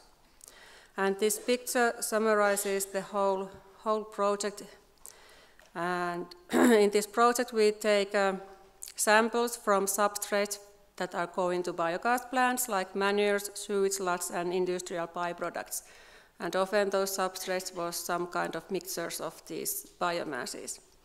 And then we studied P bioavailability and together with these harmful contaminants. And then we took also samples after this anaerobic digestion and evaluated how this digestion affected P bioavailability and pathogen, antibiotic and heavy metal contents. And for sewage sludge, there was also this gasification together with Aztec treatment, that is Autotex treatment, and it was studied whether this Aztec treatment would decrease heavy metal contents in gasified sewage sludge. So this project dealt mainly with risks related to these P-rich materials. And then we have a Green Agri, that is an Interreg Central Baltic funded project, and it is still going on this year. And the objective was, or objectives are reduced nutrient losses through introducing and testing efficient practices in management of organic fertilizers. And these practices are, for example, fertilizer plants and manure application according to soil analysis. And in this context, this organic fertilizers means manure and manure-based digestates. And the important issue in this Green Agri project is that they involve farmers in project activities very widely, and thus their objective is to improve skills and knowledge of farmers from Estonia and Latvia by mainly on-field activities for environmentally friendly management of these organic fertilizers. And the ways farmers have been involved are training program, demonstrations, field days, demo farm seminars, and international study trips for farmer groups. And in addition, they have compiled a comparative survey of manure spreading technologies. So now you are thinking why we need this SuMaNu platform. All these participating projects, they have a different perspective to this sustainable manure nutrient management. So this SuMaNu platform will synthesize these results together and to get more holistic recommendations on best practices and also policy recommendations for environmentally and economically sustainable manure management in Baltic Sea region. So at the end we should have two kinds of results. We should have practical recommendations on these best practices for farmers, for example, and policy recommendations for policymakers and advisors and authorities. And of course we are using also other project results too that are related to this issue. And work will be done together with target groups like farmers and advisors, authorities, policymakers, and so the cooperation with these target groups and also dissemination will be in a big role in this platform project. And of course the main thing here is that via this platform we will get more political impact for the results of the separate projects. Thank you.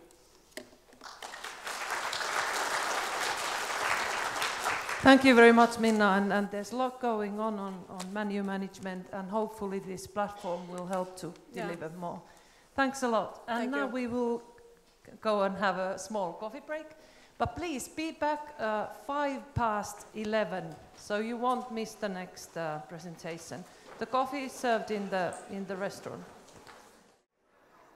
Okay, we will start with the next presentation. This is a really interesting new system. We will have Markku Ollikainen from University of Helsinki tell us about the gypsum treatment of fields, and Markku is presenting two projects NutriTrade, which is financed by Central Baltic, and also SAVE project, which is financed by the Ministry of Environment, Finland. So please, Markku. Okay, thank you. Really, I'm talking about the gypsum as actually as a water protection measure. So you can compare my approach to the previous one where Erik said that, okay, acidification is a clean tech solution. This is not clean tech, but this is a abatement measure. So I want you to adjust your thinking to this angle. So I'm not working kind of doing anything that would increase the profitability or productivity of agriculture.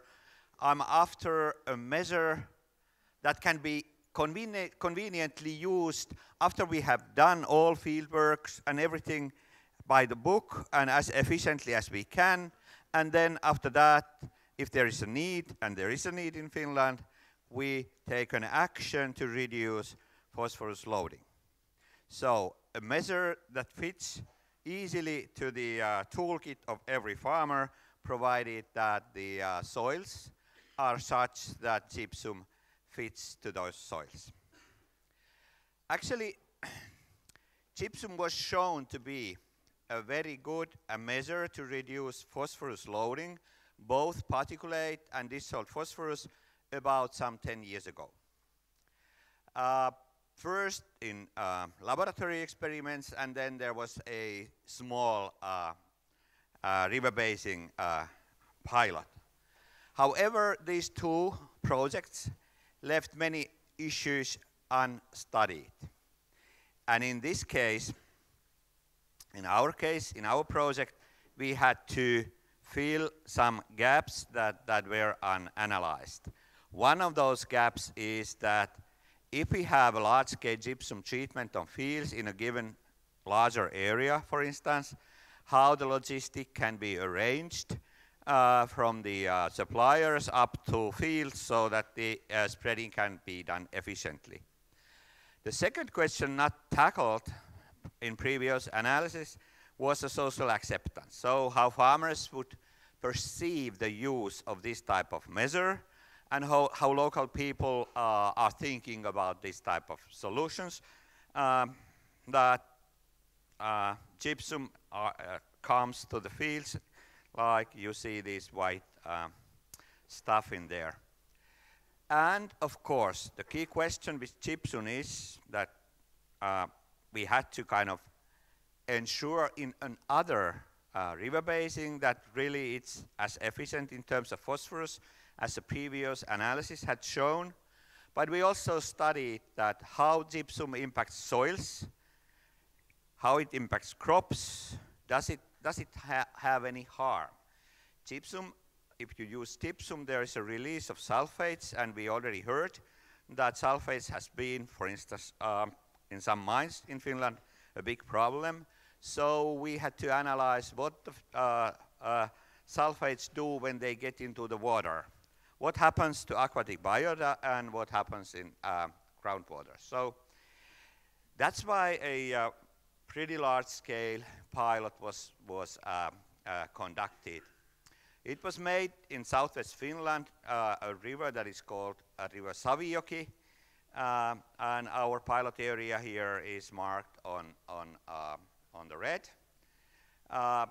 The area marked by blue is the uppermost part of Savijoki, and we did not use gypsum on that area. It's our control area, and the black spots indicate the monitoring site. So we have a very good data from the upper area to make comparisons with the what we find in water in this pilot area and below it. This was really a large pilot. We had 55 farms participating in this area.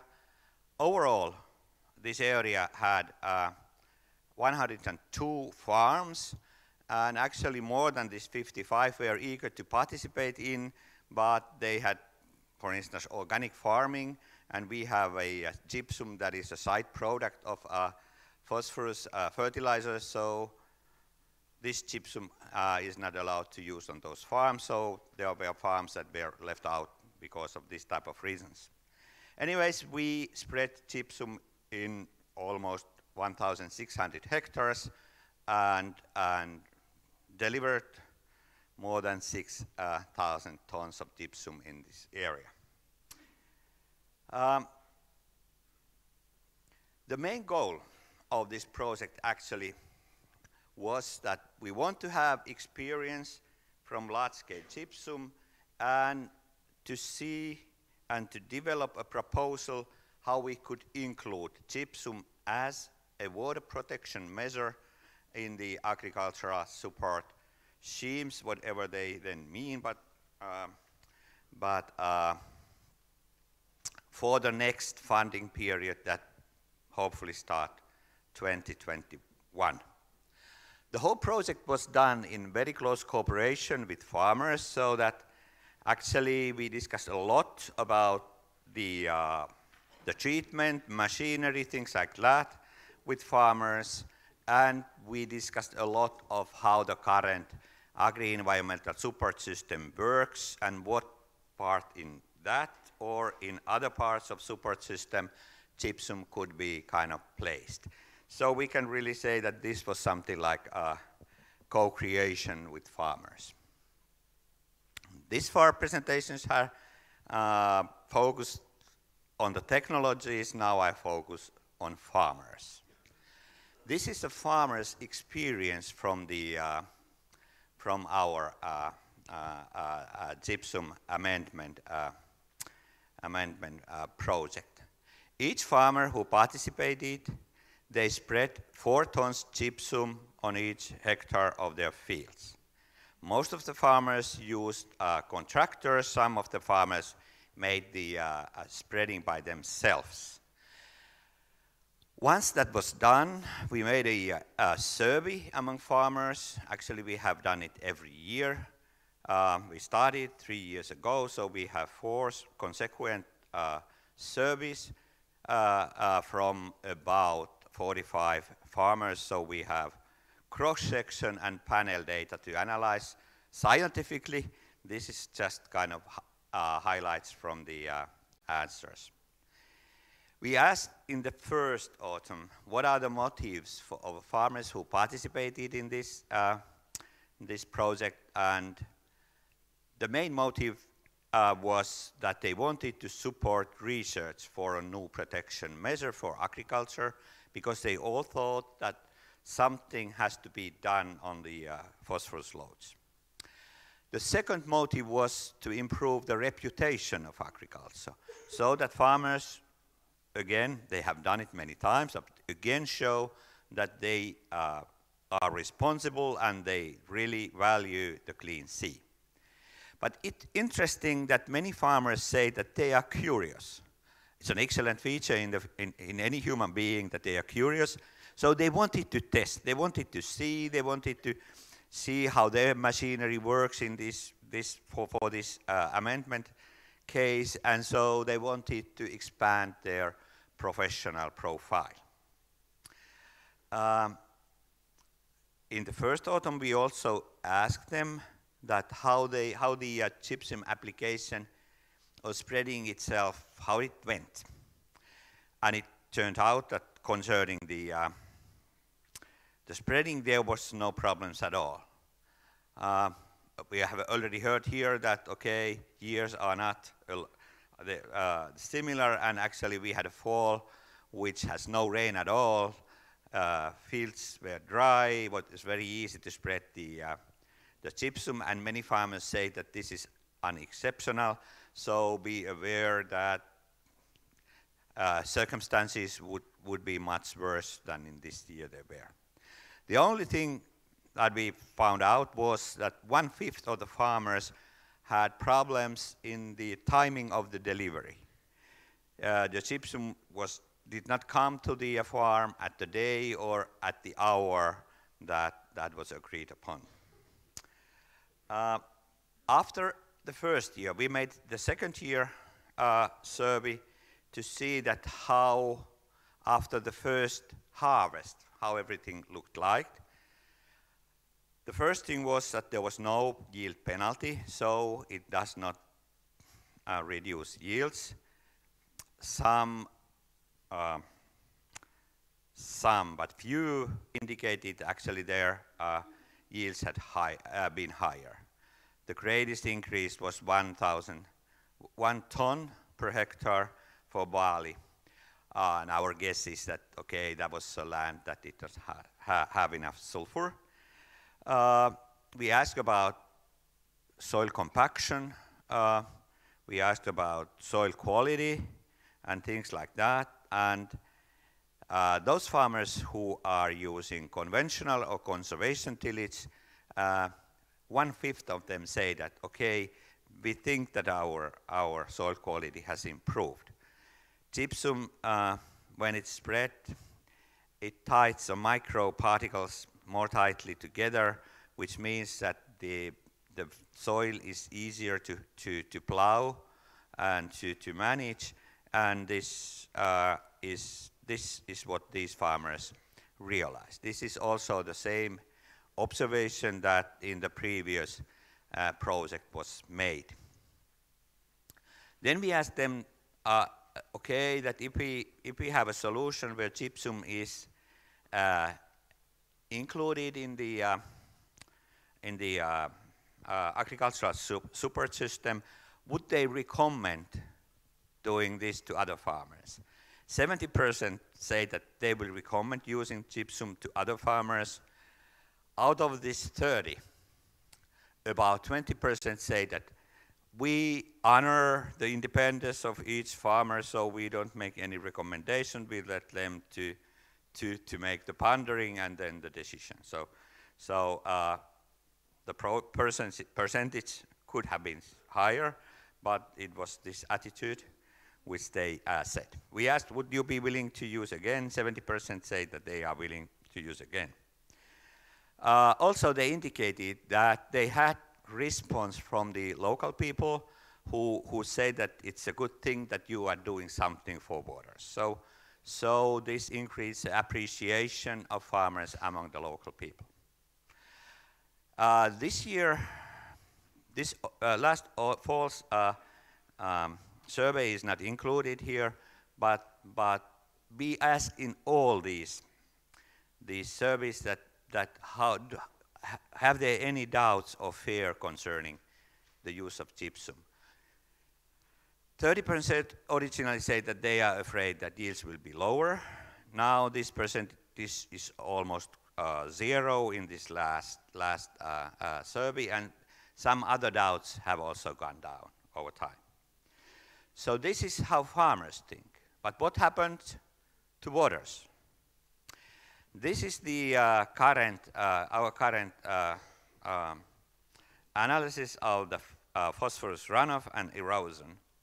And here we have all the 3 projects that we have had in Finland.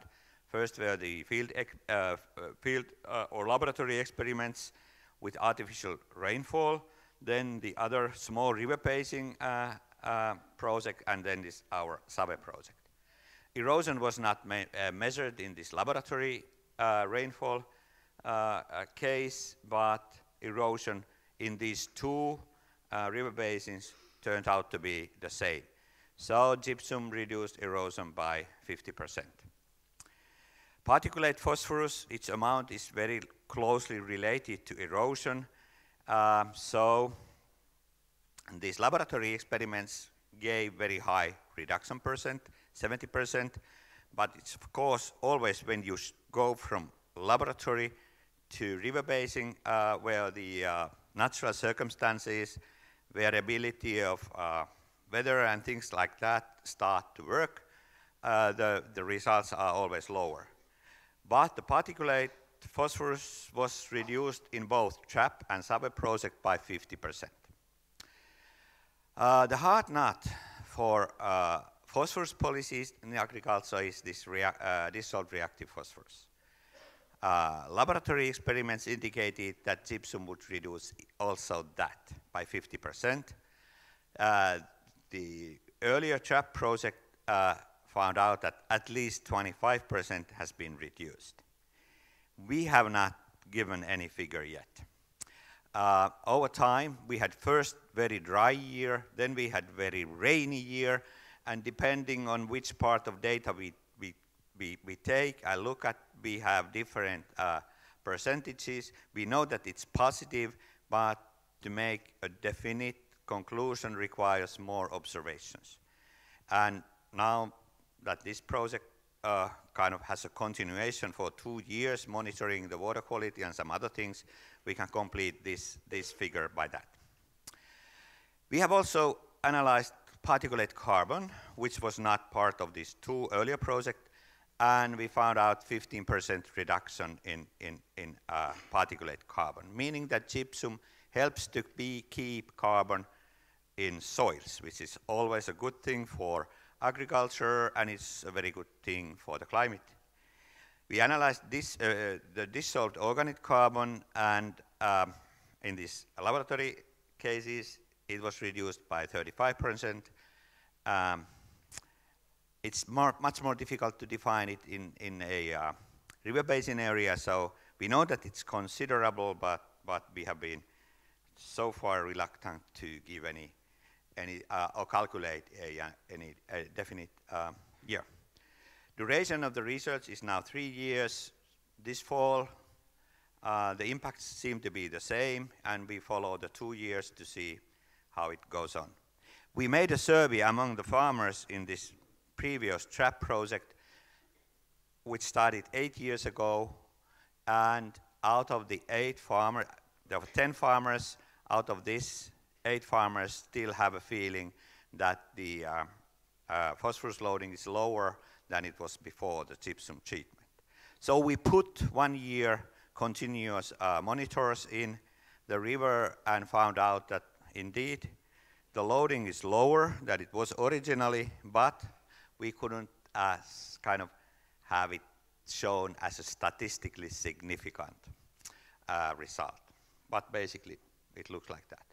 We have analyzed soil, vegetation, and the only statistically significant changes relate to conductivity and sulfur, but they took, that took only 1 year, and then it was finished. We analyzed all minerals, and the only change that we observed is change in sulfur. That was the only one.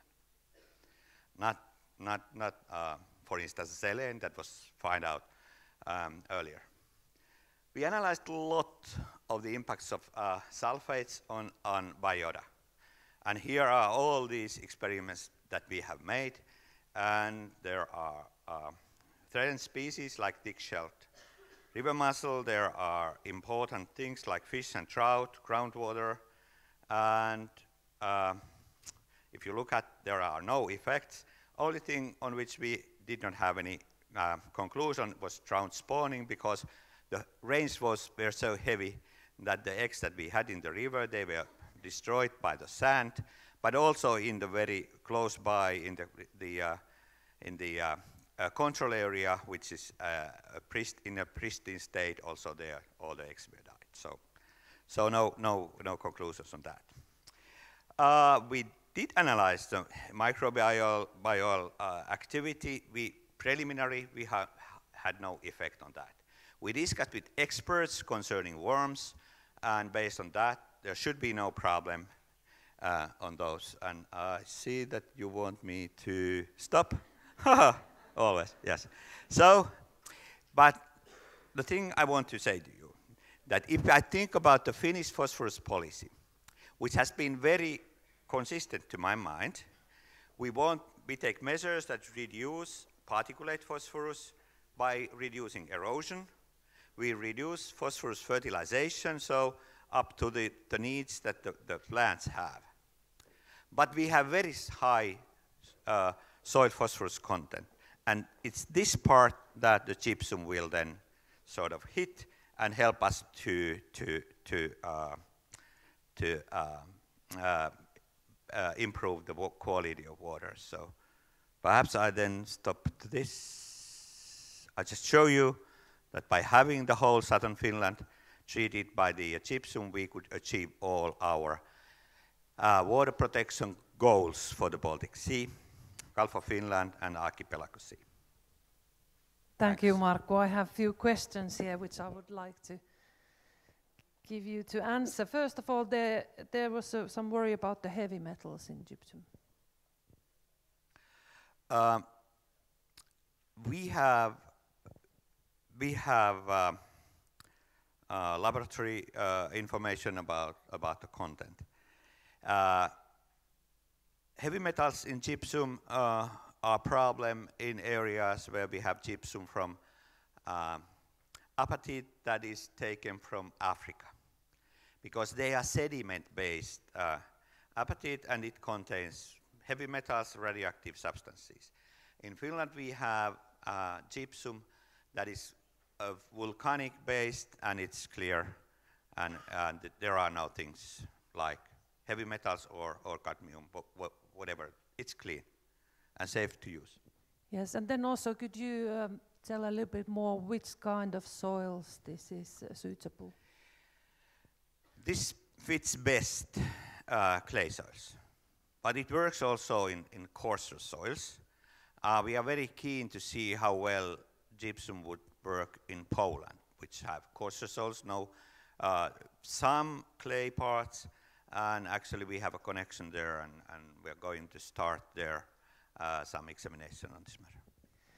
And we have, like you said, researched gypsum for over 10 years now, and the results are really promising, so also our administration is willing to put some money now on this. We are planning to put 20 million euros to some gypsum in the next few years, but you see that this would be something to be considered in the new CAP Agri-Environmental support system. Yes, I think so.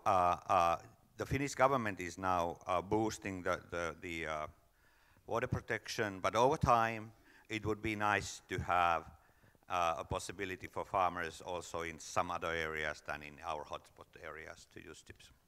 Okay, thank you, Markku.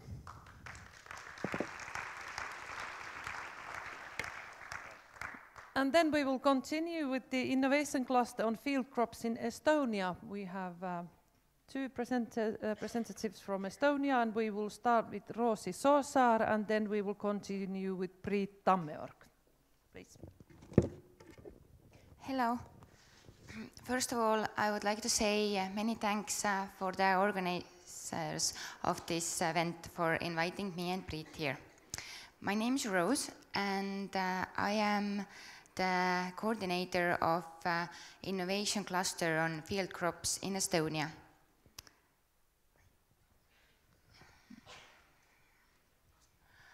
In EU, there are only 2 countries where clusters are called into action.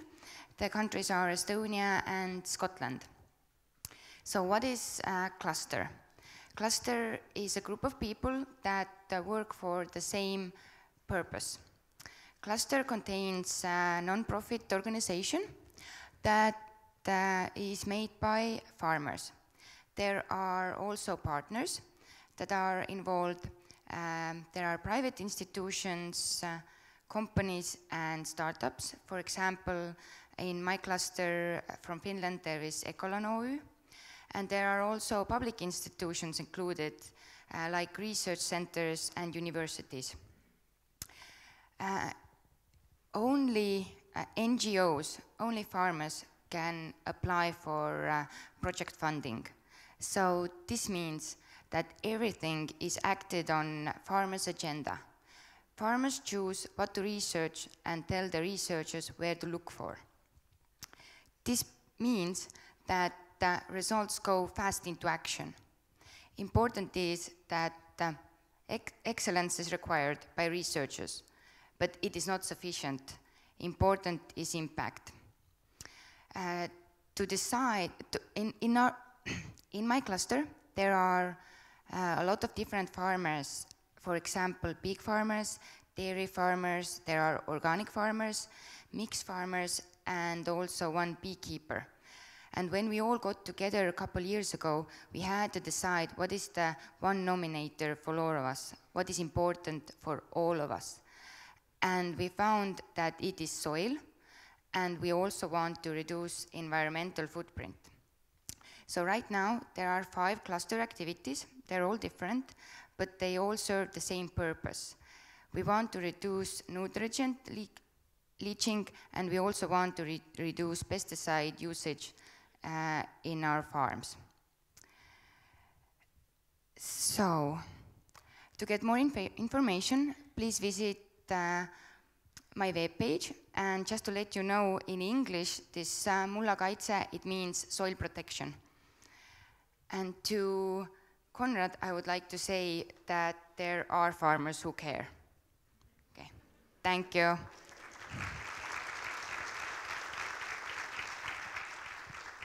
And now Priit is going to talk about one of the activities. Thank you. Hello, ladies and gentlemen, good morning.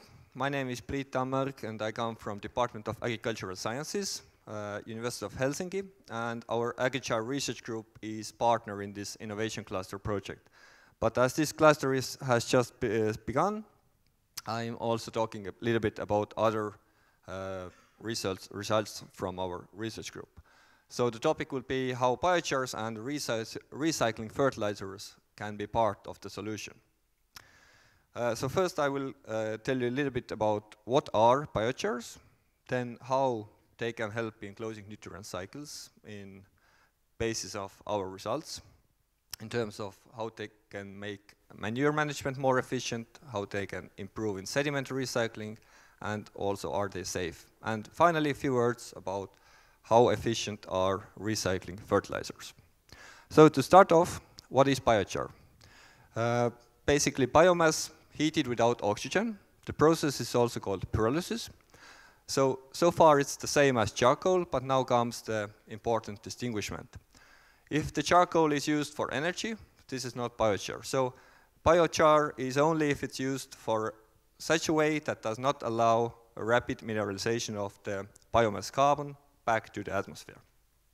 During pyrolysis, the organic compounds, the aromatic compounds, condense in biochar, which makes it highly stable if mixed with soil. So due to this high stability, it is one of the most efficient tools mankind knows to carbon sequestration. It is considerably more efficient than alternative practices that are based on more short-term carbon pools. And if you want to look more into this, check out the YouTube video link here in Professor Lehmann's presentation. Now to the nutrients. Because biochar is quite porous, it can reduce also nutrient losses from fields. I have here very fresh meta-analysis about biochar effects on nitrogen losses, published just this week. And we see that on global average, the N2O emissions are found to be reduced by 38%, nitrate leaching about 13%. Of course, the effects depend on how much biochar you add. Basically, 10 tons per hectare is the minimum to get significant effect. And also the effects depend on the fertilizer treatments. So, carbon sequestration and agricultural and environmental benefits have been the main drivers that have inspired this mushrooming or skyrocketing of the biochar research in past 10 years. So this year has been lasting only for 40 days, and already we are past 1,000 publications about biochar. The interest into biochar is not only in Europe and America, even though these are the most important active places, but actually we see visitors to our research group website from more than 100 countries already. Then, if the biomasses are different, the pyrolysis conditions are different, then of course the outcome, the biochars themselves are also different. So it's important to carefully characterize the biochar before use, so you know what the material is. And for consumers, there is volunteer European biochar certificate, which is helping standardized way to know what the properties are. So, once we have get the interest, we would like to use biochar in our farm, what would be the most meaningful way to do it? Already more than 5 years ago, a concept of cascaded use of biochar in farming was proposed, which means basically that you pay for it once and you get the benefits over several times. So first, for example, it could be used as a feed additive, after which it naturally becomes a bedding amendment, compost amendment, or slurry addition, and only eventually it will get as a soil amendment to the soil. So this concept has been there for several years, but there is not much research on it. So this is one basis what we started our innovation cluster activities on. We looked into how can biochar affect and reduce nitrogen leaching losses from cattle slurry. We had these kind of lysimeters in Estonia, in Tartu, and we looked at the leachate qualities. We see that the time of manure management application really makes a difference. When it's applied in August, there is almost no nitrogen leached, whereas in October, there is quite a lot. And if biochar is added, we have two types of biochar. So compared to this one, we have quite promising results, remarkable reduction in cumulative nitrogen leaching. Of course, we see also that catch crops are also quite efficient. We also looked what are the effects on greenhouse gas emissions from the same slurry. And again, we see if the slurry is applied in October, then biochar treatments seem to be promising, as well as catch crops. We use this kind of gas mat device to measure the greenhouse gases. The innovation cluster in Estonia is just started, so there are many more results coming in coming years. We have also field experiments on farmers' fields to see how these things happen in the real farming environment. So now I would like to show you some other things our research group is working on. For one thing is phosphorus cycling from the sediments. So we know that the phosphorus cycle is broken. We apply a lot of fertilizers, and even if we use all the best practices we are discussing today, we apply gypsum, manure together with biochar, some phosphorus always gets through. Also other nutrients. So where this ends up? In the waters, in the sediments. And the only way actually to get rid of this problem is to recycle the nutrients in the sediments. And this is something what we have been looking for in our case study in Estonia. And how biochar comes into picture, can we combine sediment recycling with biochar to reduce nitrogen and phosphorus losses from this field-applied sediment, because this sediment is really rich in available phosphorus. We have the case study going on for a few years. We had heavily eutrophicated lake. We excavated the sediments, and we are looking at what is the best practice for recycling it to the agriculture. So we have both field experiments, laboratory experiments, and we focus on nutrient losses in gaseous forms or as leaching or erosion. A few words about results. So far we have seen that yes, leachate volume is decreased with biochar. It is porous, so it has high water retention capacity. And also we have reduced nitrogen losses with biochar treatments in the field experiment. But again here, many more studies are ongoing, leaching studies, results are ongoing, so stay tuned and check our websites. Then, if we would like to apply the biochar, we know it's promising on a big scale in all fields around Baltic Sea. The question arises, is it safe? And to answer this, we have already for 10 years running field experiments with all major Finnish crops in Helsinki, in our research group, where we look at the whole picture from greenhouse emissions, crop yields, soil properties, to also soil biota. And so far the main conclusion has been that yes, wood biochars have been safe tools, no negative effects, safe tools for sequestering carbon and improving some soil physicochemical properties. So, this much about biochar. Now, very quickly about recycling fertilizers. Recycling nutrients is more and more hot topic these days. We know that society expects almost all the human waste as well to be recycled, but farmers have been quite reluctant in using this kind of recycled fertilizers on their fields. There have been questions, does it make sense agronomically? Is it safe? What are the side effects? And we have Hykerus projects in University of Helsinki working to answer these questions, together with 4 organic fertilizer production companies, which plan their own best treatments, and we from University of Helsinki side provide controls, zero and mineral fertilizer. Then we monitor crop yields, nutrient cycles, soil biota, and soil structure. And I'm not going too much into details, show you just one main result about rye yields. So far, the conclusion is that so far that recycling fertilizers are rich in nitrogen. They work at least as good as mineral fertilizer, which is the black treatment here, and better than the not fertilized control. So agronomically, they are as efficient in short term. In long term, actually, they could be even more efficient because potential effects on soil structure improvements and synergies with soil biota. So in this case, we have bio-waste compost and meat bone meal based fertilizers, which did as good as mineral fertilizer. So yes, also these can be part of the solution.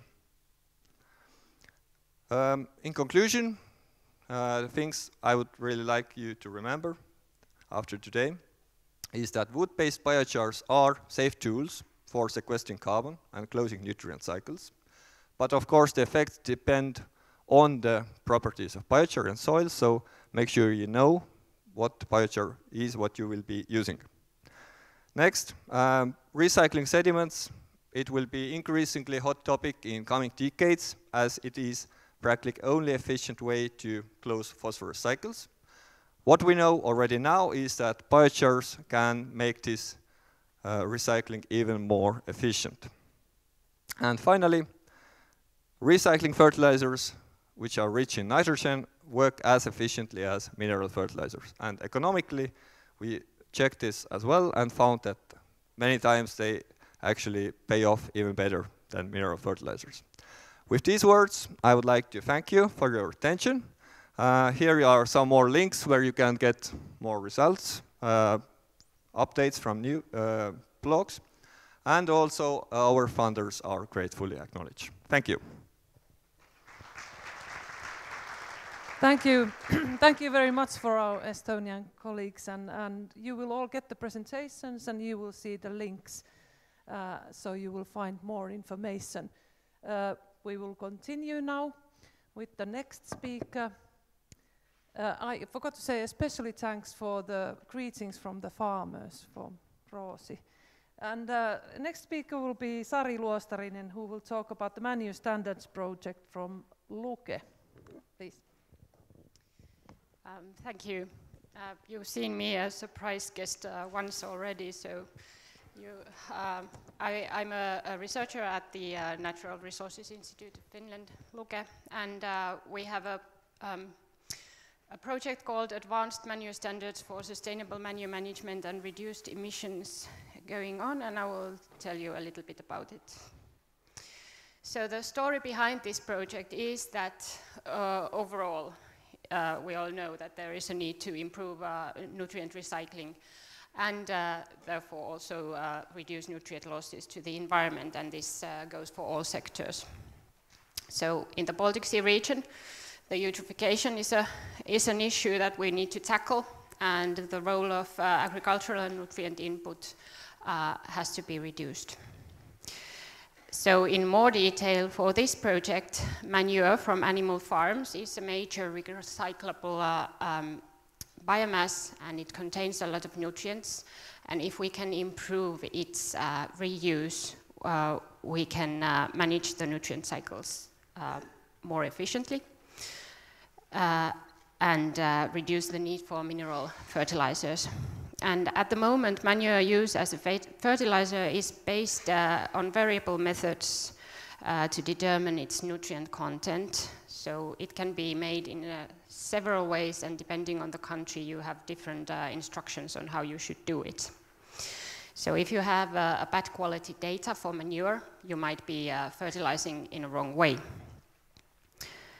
And to make these things better for all, for the farmers, so that they fertilize precisely, and for the nutrient recycling to be more precise, and to reduce harmful effects, we need to harmonize also the methods on how to determine what manure is like and how much of it we have. This was also taken up by HELCOM.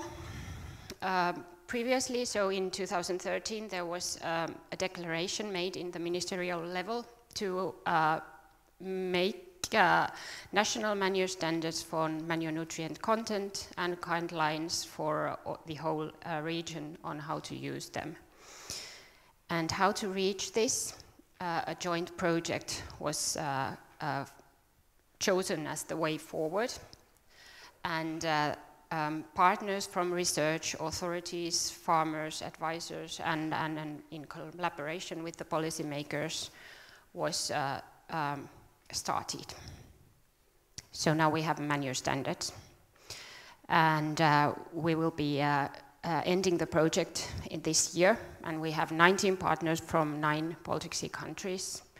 And we get our main funding from the Interreg Baltic Sea Region program, and we're also a flagship project for the EU strategy for the Baltic Sea region.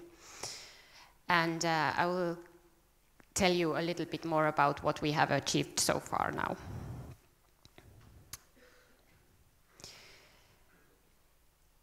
We have 4 sort of work packages working very closely together here, and I will tell you a little bit about the outputs we are going to give.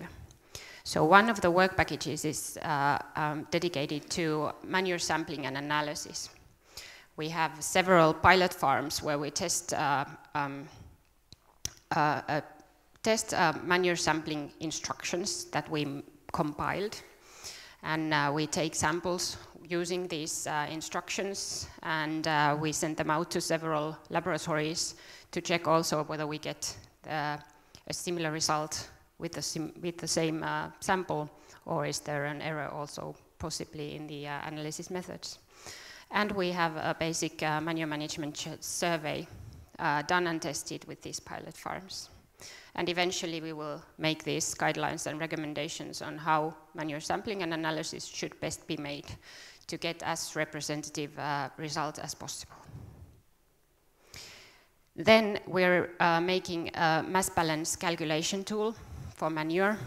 Some of the countries already have one, but they have never been sort of looked at together. So this is the first time that we're comparing them and trying to see what would be the basic way to calculate manure from animal feeding to excretion, and then on to housing solutions and storage solutions. And we'll be making 2 tools which will be presented later in the project. So one is aimed for farm scale calculation, and another one for national or regional manure mass balance calculation to be able to calculate and estimate the amount of manure produced and how much nutrients are contained in it. And we use the manure management survey and the pilot data to validate these tools. And to show what is the significance of all this, why is manure data important, we are doing some modeling with the pilot farms and with regional models to show what is the difference between different manure data if you have a different, for instance, in some countries there are all table values that are used as basis for manure fertilizing planning. And if that is totally incorrect, I mean, you should have, for instance, it's really a higher nutrient content there. So what is the impact? So we try to see it from the perspective of the environment and also for the farm economy. And we use, again, the pilot data for validation. But how to implement then these improved methods for determining what is manure like and how much of it is produced. We have a separate work package dedicated on it, and we will be making a handbook on good practices in manure management. We'll also compile a report on fertilization regulation because we have to be working on it quite closely here, so we will compile it for the other ones to use as well. Of course, it changes a lot, so it'll be outdated soon, but we will collect it now anyway. We have a lot of national events that we work closely with our target groups, so farmers, advisory, policymakers, authorities, so that we would be doing this new methodology together and everyone would be happy that it is the best possible way forward. And then we're also working closely with HELCOM for the implementation on the transnational level, so that in the future, hopefully, the countries and the farmers will be on an equal level with this. We have joint methods on how to determine manure nutrient content and then how this is used in planning manure fertilization. And a short example of the sampling instructions. I already told that we have been testing them on pilot farms and discussing with the farmers and trying to figure out what would be a good way to, if a farmer is taking the samples or if an expert is taking the samples, and which the laboratories need to realize. Manure is not a very easy material to work with also in the chemical analysis. So we'll make guidelines. And we've been disseminating some good sampling practices already with the Twitter. We had a chain of tweets, and I'll show you a few of them. We have a lot of pictures of different kinds of manure collection spots from housing and from storage, now also compiled, so we can show this in practice. So how to take good samples. We have step 1 if you have a liquid manure, slurry or urine. So the mixing is really important. And you have to mix really thoroughly and long enough to really get all the sediments or the floating layers mixed into it. And you can do it also in different levels, or you might be taking samples after the housing unit if you're going to spread immediately, or if you need information, for instance, for a processing plant coming to collect the manure. And then the importance of subsamples, so that you take enough of them, mix them together, and then only you have the final sample. So these kind of things. So in the end, we aim to have a basis for more harmonized methods for manure data collection. We know more about the uncertainties included in the methodologies. It's really difficult to say ever precisely that this manure is exactly like this, because it's such a heterogeneous material. We aim to provide these clear guidelines for good practices in manure management and in determining manure quantity and quality. And it has to be updated also, because things change. So if you have like table values for manure from like 10 years ago, the production has changed, feeding has changed, animals have changed, housing technologies and so on, they have changed. It's not valid anymore. And we try to inform and disseminate information about the impact the quality of manure data in policies and in practice can have on these great targets of nutrient recycling and reduction of emissions. And hopefully this will assist the policymakers and authorities in regulating, guiding and surveilling good practices on farms, and most importantly assist farmers to make most of the manure because it is valuable and it contains nutrients and organic matter and also energy, so we can do much better with it than we are at the moment. So thank you.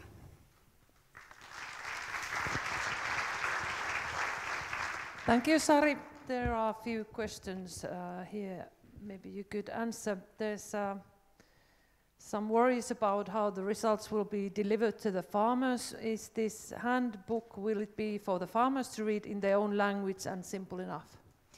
Yes, the handbook is planned as simple enough as possible, not a research report and not a very long and heavy reading, but having the basic good practices, and it will be translated into national languages, yes, not only in English. Okay, thank you. Thank you, Sari. And we will continue with the program. We will have two presentations now about how all these projects will benefit farmers in the Baltic Sea region. And we will start with Mateusz Sekowski from Agricultural Advisory Center in Brno branch office in Radom, Poland. Please, Mateusz.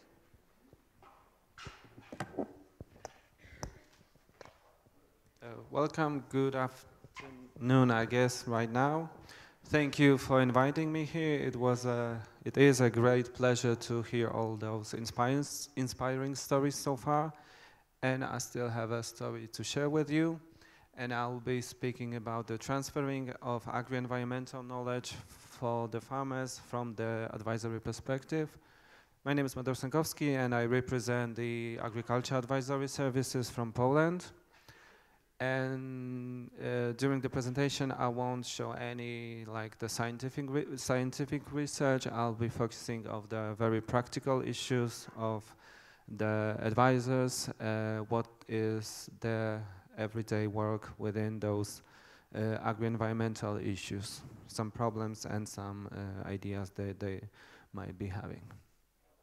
So I will start with just setting the scene for how the agricultural knowledge and information system works within the from the advisory perspective. So first of all, we have the knowledge supplier, which is the agricultural research or education, and on the other hand, we have end users, farmers who are really seeking for this knowledge. But sometimes within those two actors, there might be some miscommunication, some gaps. And that's why here comes the advisory services who intend to bridge the gap between the research and the farmers. Of course, not only advisory services do that, there are some many others actors like demonstration farms, some industry, some other forms of education. If we're talking about the flow of the agricultural knowledge, we just have to mention the agricultural research who provide the knowledge, and the knowledge goes to the advisory centers where they go to the single advisor who goes to the farm, to his farmer who is working with, and the farmer goes to his farm, to his family, to his workers, and share the knowledge that the advisors provide the knowledge. So we can see this is the element from the advisory perspective of this flow of the agricultural knowledge. And if we're talking about the advisory services, I'd like to, well, there are many roles of the agriculture advisory. I'd like to just point maybe two of them which are important in the context of our meeting here today. So one of them is to prepare the farmer to take effective measures to prevent failure in his or her work on his or her farm. And the second one is to set and implement a farmer to independently recognize and solve the problems which he or she is facing on his farm. I guess this is a very important issue from the knowledge flow and the advisory role for this in the context of nutrients, recycling, nutrient management, as this is not like the very simplified knowledge flow, just sharing information, providing the information to the farmer, and that's it. This is not the case in this situation. So the role of the advisor is to make the farmer aware, raise his awareness of the issues of nutrient management, so that he can just independently make some activities and make those actions to be successfully implemented in his or her farm. Well, if we're talking about the advisory services in Baltic Sea Region or the EU, they are not like one single advisory model. The competences have been left to the EU member states, but generally the origin of the advisory services is different. They might be public, semi-public, private, farm-based, some industry-based. So there is not one solution that fits all, but I guess this is not, for me, this is not the disadvantage of that, because the advisory work should be very focused on the region, on the farms, on the country, and be tailored for the needs of the particular farmer. Here you see the map of the and the information about the dominant advisory organization within the EU and the Baltic Sea region. You can see there are like it differs from country to country. It differs even from the region. So there are public, private, farmer-based organization, or some farm-based organization as well. Well, if there are some, of course, some activities to somehow make the advisory services like going in the same direction, and within the Common Agriculture Policy in 2003 and implemented since 2007, there has been a farm advisory system established. And the basic idea is to help farmers to comply with cross-compliance rules, that the farmers can take the activities related to the environmental protection, food safety, health and animal welfare, and the development of their farms. The farm advisory system is developing. It's not like the end solution, so still there are some activities to make this system work very correct in many countries. And if we're coming back to the agricultural knowledge system, well, there has been a extension of this agricultural knowledge to agricultural knowledge and information system called AKIS, and the basic principle of that is like a network of organization, people working together with many, interacting to creating, collecting, testing, developing the source of knowledge and the flows between them. There you can see the example of one of the AKIS. It's Polish case, so you can see the end users of the knowledge exchange. So there are farmers, rural families, some producers, and of course there are many interactions between the actors of AKIS. So you have the advisory services, the agriculture policy, who set the frame of these interactions, some sales, supply, some industry actors, and of course some research and education actors as well. And if we're talking about the future of advisory services, well, within the new programming of Common Agriculture Policy, there is an opportunity to strengthen the role of the agriculture advisory in the dissemination of knowledge, as well as the transfer and education of some training for the farmers. Well, I guess within the CAP, the advisory is to improve the sustainable management and overall management of agricultural holdings, and we are talking about the different issues related to many EU framework directives, to mention some of them here in the screen. And if we are talking about the development of agri-environmental advisory services within the CAP, we have like the key points. It's like of course, the cross-compliance requirements and adaptation to agriculture activity and climate changes, some preservation of biodiversity, water protection, and some other actions, and development of the farms. And those elements have like a special emphasis of two thematic issues. It's the pro-ecological issues that we are talking here about, and some dissemination of innovative in agriculture. And now going maybe a little bit into details of how the advisory work is structured in the context of the nutrient recycling, nutrient management. There are some policy instruments supporting those activities for the advisory. So I'd like to just mention a few of them. So there is a circular economy, which of course is to promote more sustainable use in this matter of the nutrients from the farming, the common agriculture policy activities, which were already mentioned, the rural development programs, which are support the farm investment to improve storage, handling, or transport of manure, and to support education and training farmers in the context of nutrient management with some technical tools like the nutrient balances made on the farm or field level. There are of course some action taken by the EU member states.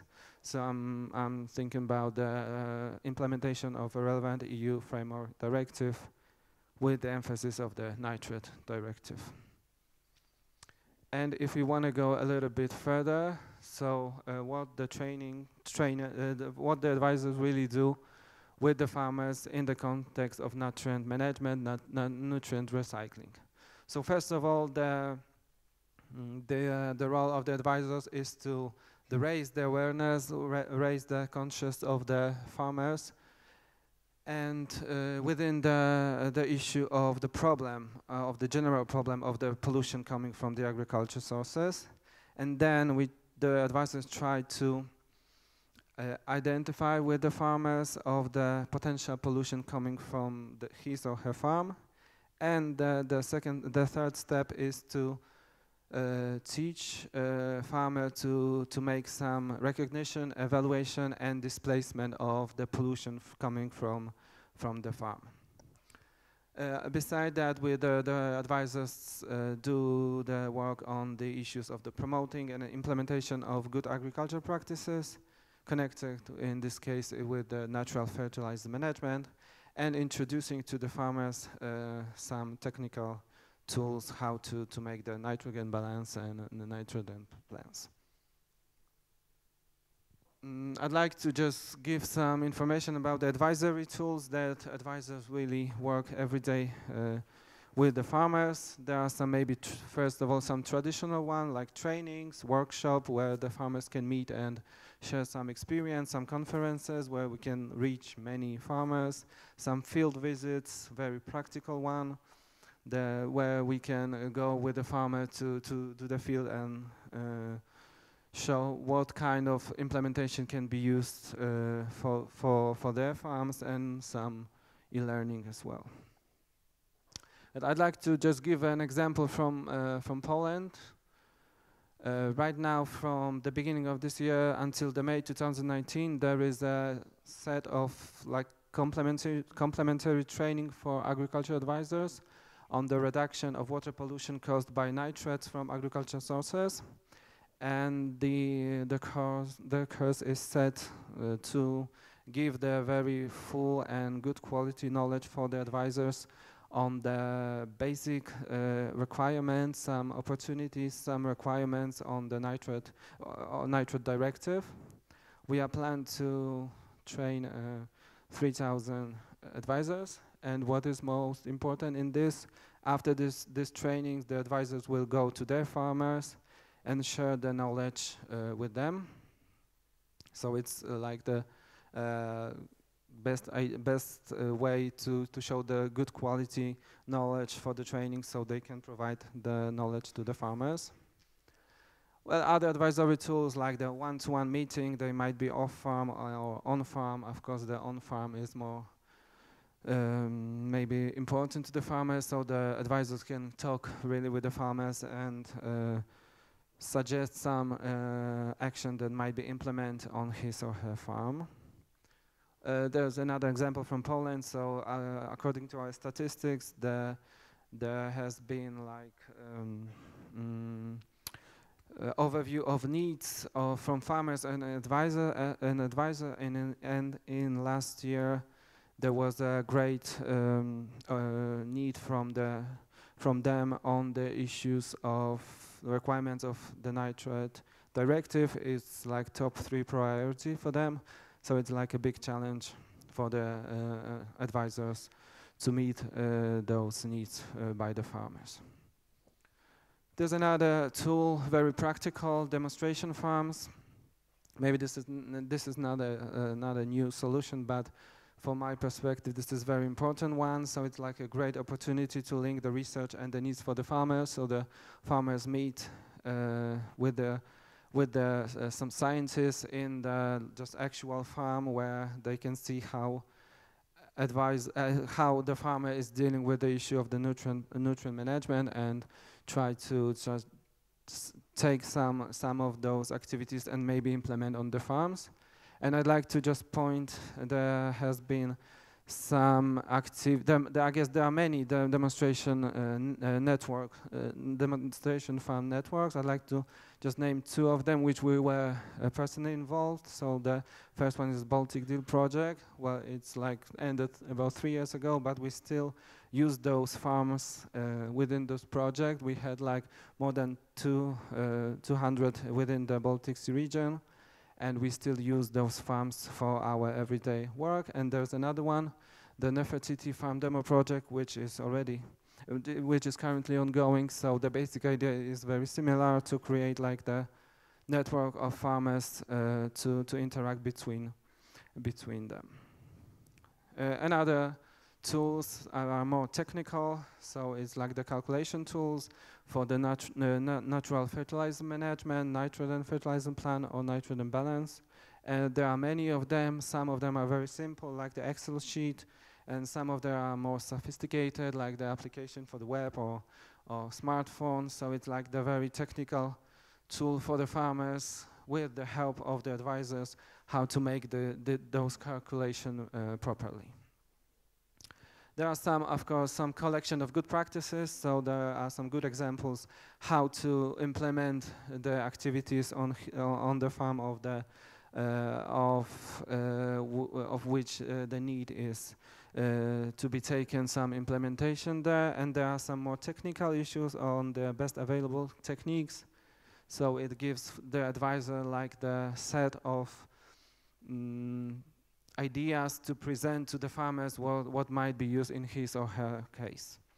There is a cooperation with science issue which was mentioned before. I'd like to just stress that this is very important in the way of advisor works. So some might say this is not very challenging to just organize a meeting with the scientists and farmers, but in the real life it might be challenging.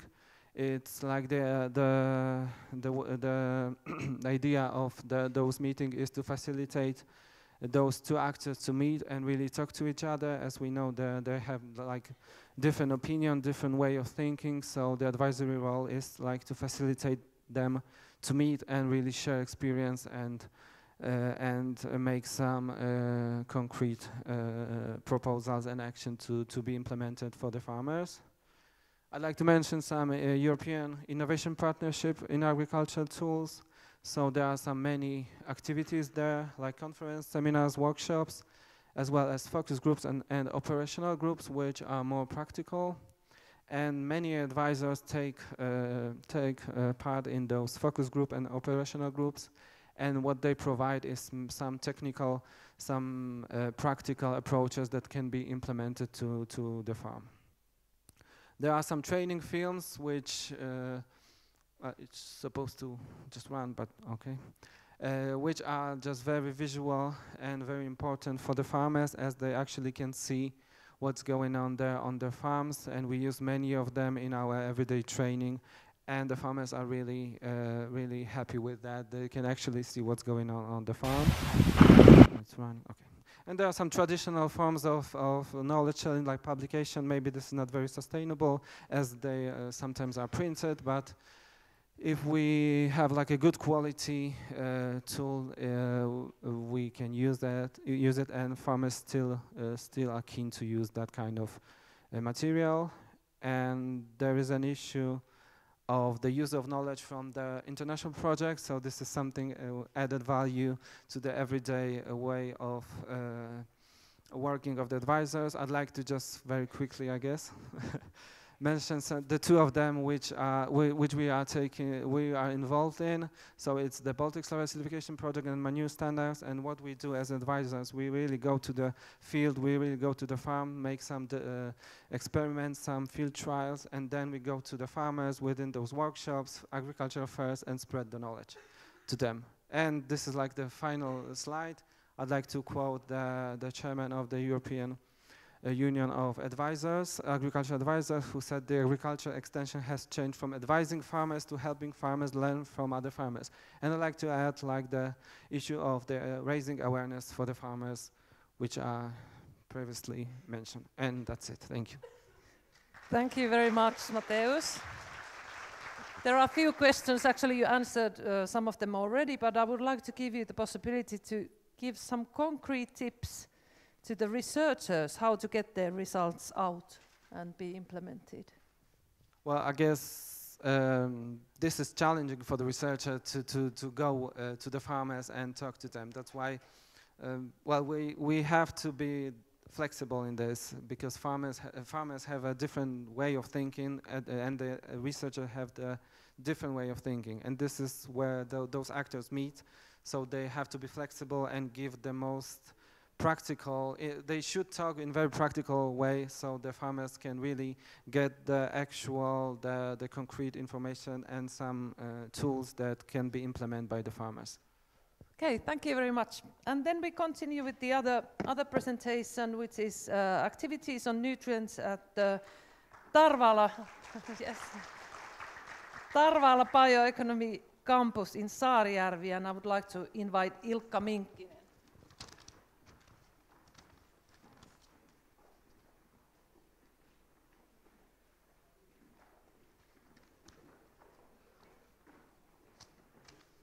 Okay, welcome.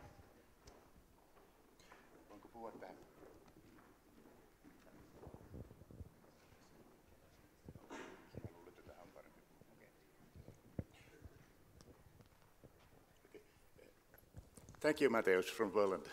It's good to continue from your subject to the education of agriculture and rural businesses. And I'm very glad of this opportunity to be able to tell about our institution, which is not very far from here, Jyväskylä. I first saw this template, and there was she waiting. Very important for us to produce milk and meat, but also good in rotating important nutrients to our soils.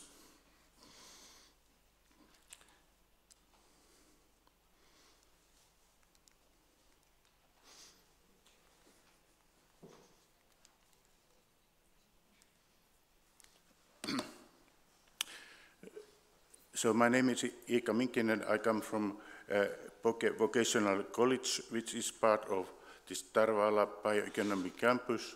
The campus is located about 65 kilometers northwest from here, not very far. And we have two different organizations working there together. I come from Poke Vocational College. The headquarters is in Äänekoski, and the Natural Resources and Environment Division is in Saarijärvi. The total number of our students in the college is about 2,500, and we have staff about 220.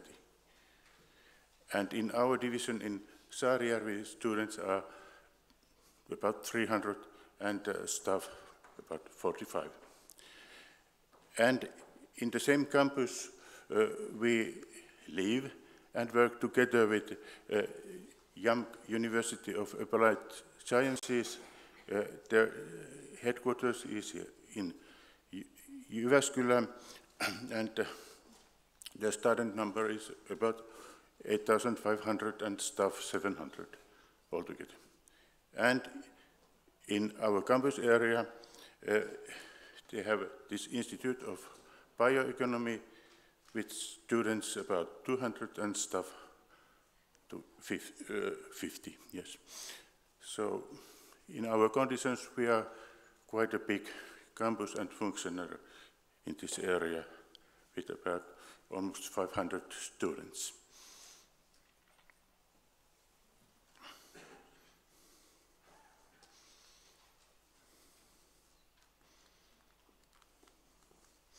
Wrong direction.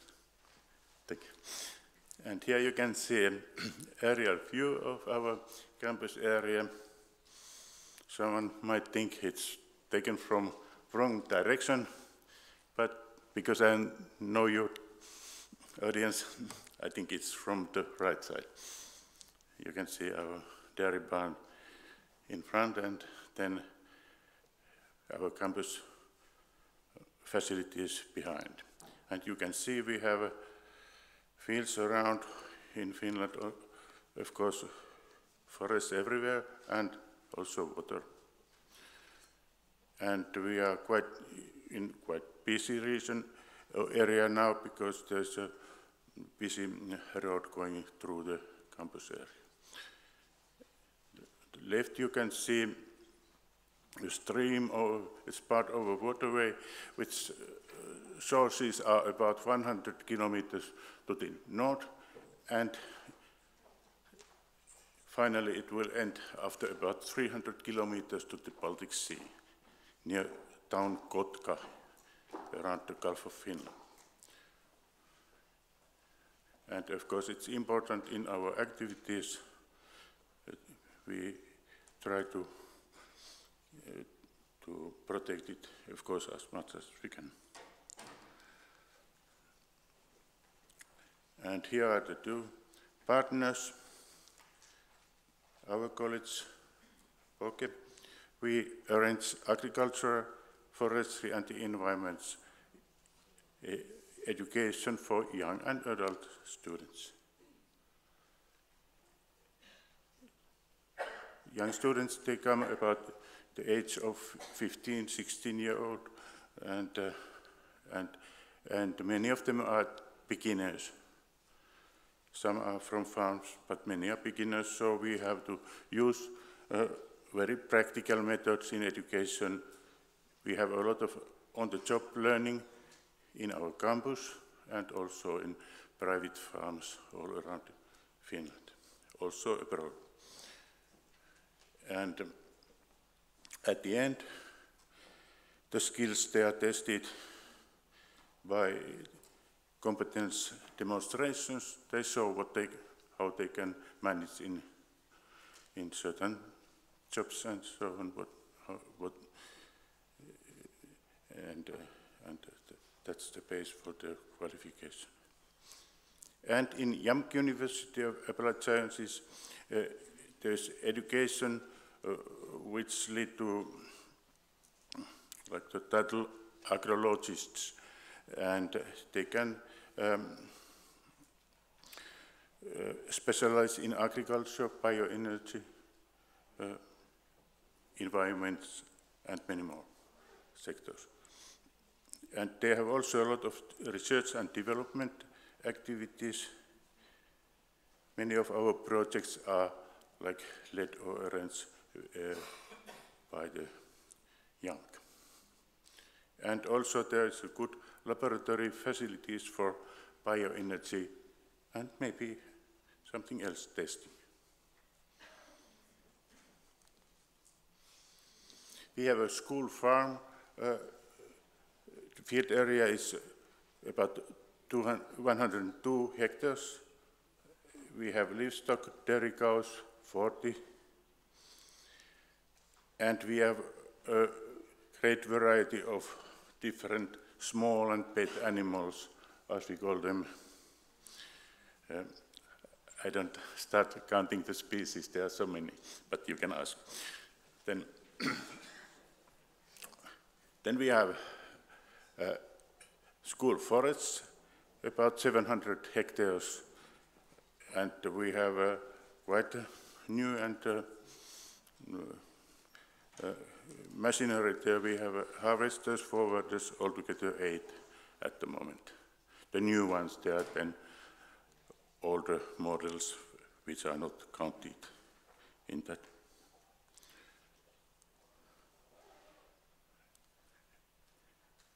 In field production, I would like to say our soils are silt and organic soils.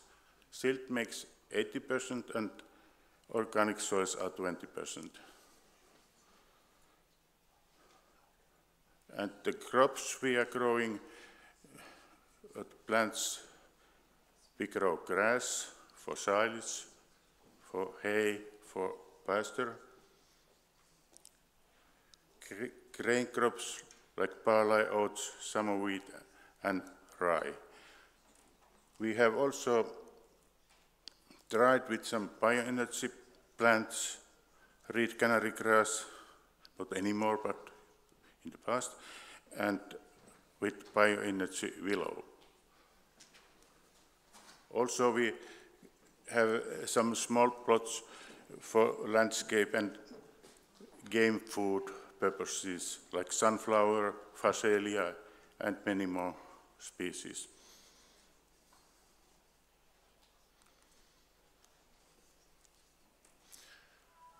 The dairy cattle, it's a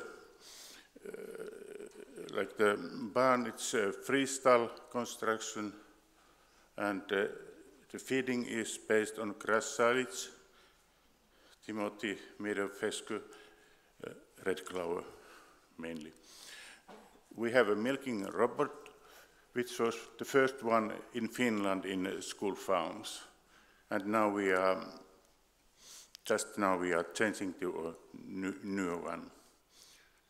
And manure removal is in slurry form. The average production of our cows are 9,000 kilos.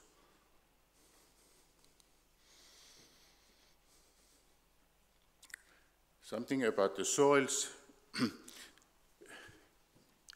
I'm sure most all you know about silt. It's quite a demanding soil type. It's easy to go and produce a massive structure, so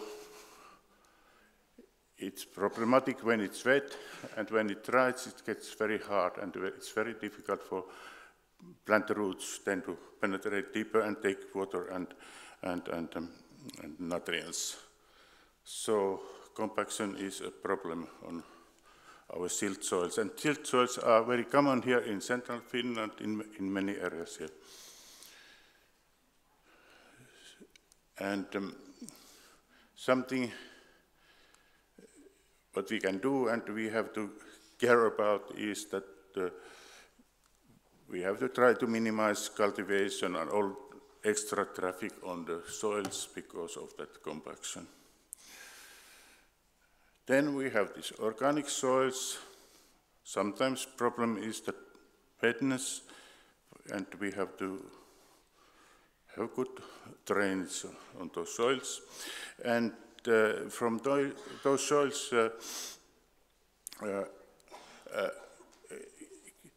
can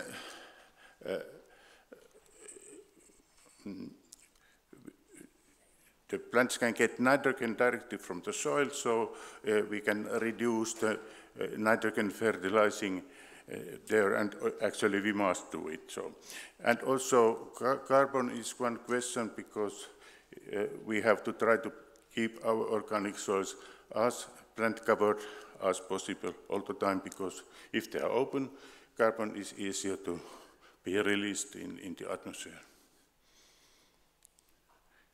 And minimizing cultivation is also so important in organic soils in our school farm. And they are used mostly for grass production. We have to start from the very beginnings, because we have beginners in our students, and I think one of the great factors is understanding the great variety of the factors which affect to the growth of the plants. We have learned it from books when we have been studying. And then again, next law, minimum law. It's very important to students to learn to observe the plants and the fields, as well as the methods which are used in farming, in school farm and then in other places. And to find the most restricting factors and trying to improve them. And again, we go to balance. It's very important to try to find balance between different growth factors and like the nutrients for that reasonable yield we are trying to get from the field.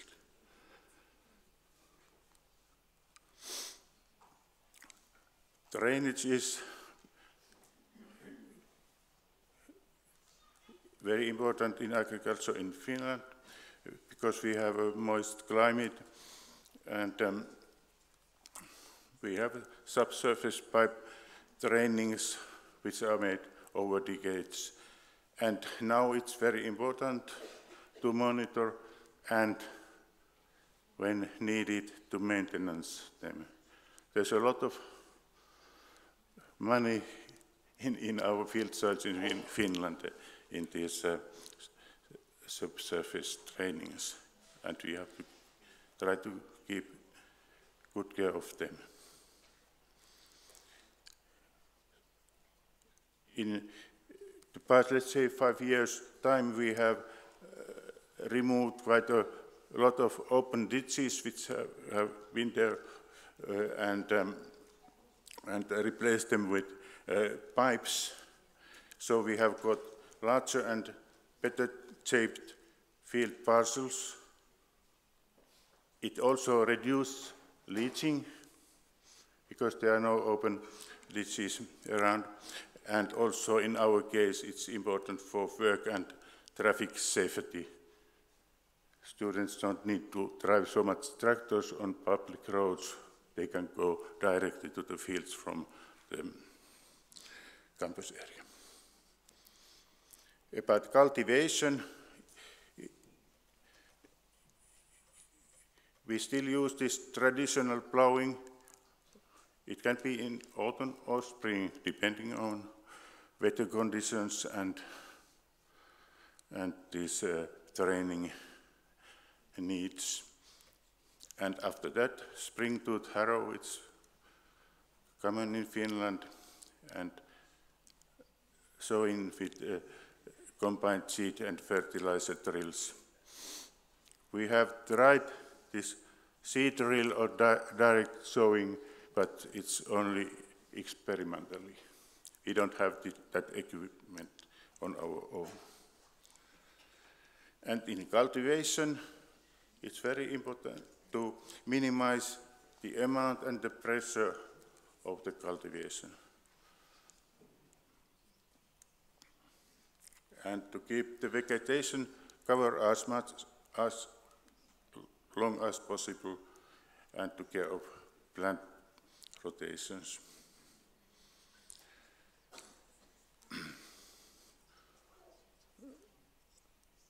There are a lot of old good practices.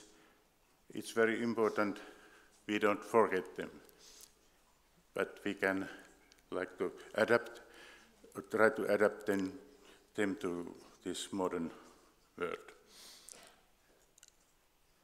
We have our educational needs. It's a little bit contradictory situation because we have to give the students possibilities to try, repeat if necessary, patience. But our silt soils are not patient, they are impatient. So that's a small problem. We have to use time for teaching, but our soils should be cultivated in very narrow time windows, and that's sometimes a problem, and it can result in poorer yields than on private farms. The nutrients we use, of course, organic sources, cattle slurry, which is in our case injected after the first cut of silage grass. So it's around mid to end of June. We have found it best for our conditions because the soils are as dry as they can be in that time, and so there is less pressure problems for the soil, and again there is a lot of time and for plants to take the nutrients for the second cut. Dry manure, it's quite minimum in our case, so is compost, there are small amounts. But everything, all other organic materials we try to take and use for nutrients in fields, or in our case also to bioenergy, chipping and then burning as bioenergy. And nitrogen fixation as much as it's possible by, for example, this clover. We use artificial fertilizers, and it's very important for the students to learn about this balanced thinking and also the precision on practical field work. We have tractor guidance systems which help in that. It's very important for the students to learn the value and the finiteness of the nutrient sources like phosphorus. In this way we are living now and using the phosphorus. It doesn't predict very good. So, recycling and as precise use as possible. This European Union support system, it has regulations to nitrogen and phosphorus for everybody, farmers, also school farm, and we try to teach the students to follow them. We have artificial wetlands about 4 hectares. You can see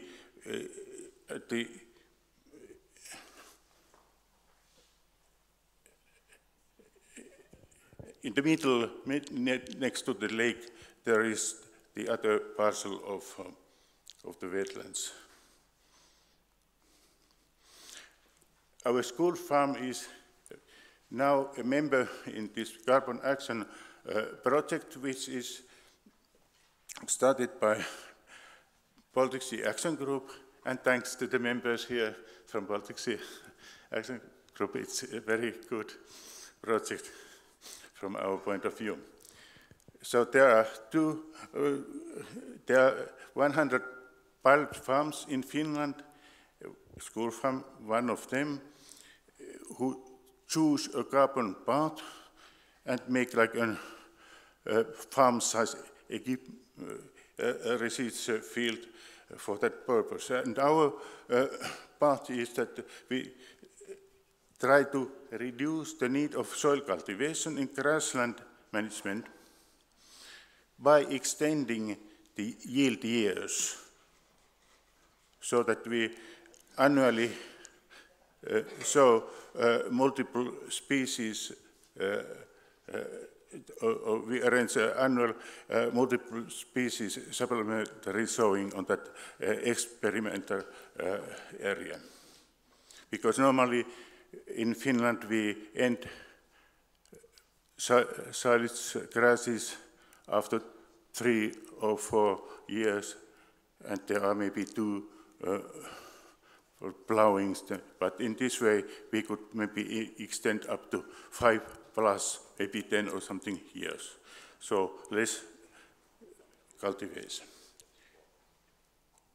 And it's a very good, like a forum for hearing the latest discussions and get training materials and also practical comments from farmers in this project. And project activities you can see from the internet links to Poke and Yam. In future, I will take this. With our fields, forests and environments and facilities, we welcome your ideas and approaches for developing the rural livelihood and activities. So please, don't hesitate to contact. Thank you. Thank you very much, Ilkka. And sorry about getting so close. Unfortunately, like you have seen, we got a pretty tight schedule and we haven't been able to answer all the questions. We will, of course, check them all up, and you have all the contact information about the presentations. We will very shortly conclude mainly about yesterday's workshops that I will invite my colleague Maria-Liisa Tapio-Pistron from the Ministry of Agriculture to give some conclusions and share the information. Hello again, everybody. It's my great pleasure to give you some flavor of our work together yesterday. We, of course, wanted to use this fantastic opportunity to have all the experts here to ask advice and proposals for our process of developing the next CAP plan. We are just now in a process where we have a lot of interactive actions to gather the knowledge and information from the field, and this was one particularly good possibility to do it. And just to give you a little bit flavor, we had 6 groups. One was discussing nutrient circulation, soil health, water protection, and the main messages from there I think are very important. We need to have clear goals.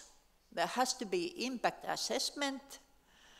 And then we need to have strategic compilation of measures to improve the efficiency of what we do. On biodiversity, there are messages about the new business opportunities around the heritage biotypes. There is a need to much better dissemination of information about the importance and possibilities related to biodiversity. And we need to have ambitious enough goals. Very good messages to us. How do I get the next slide? Can you Then we had a group pondering climate change mitigation, and they started with a positive note. There will be new income sources for farms, and there should be in the next CAP plan possibilities to do different kind of experiments on this. And they thought that it would be wise to invest in highly productive parcels to get the most out of them. And there need to be a three-way information flow between farmers, researchers, and us in administration, because really this is the new big challenge to incorporate mitigation into the next CAP plan. And closely related to that is one of the biggest challenges in next CAP period will be climate change adaptation. And they felt a clear need to upgrade the knowledge of our advisors about the risk management and business planning, taking into account the challenges of climate change. And big theme is water management and drainage. It must be upgraded to manage the new rainfall patterns.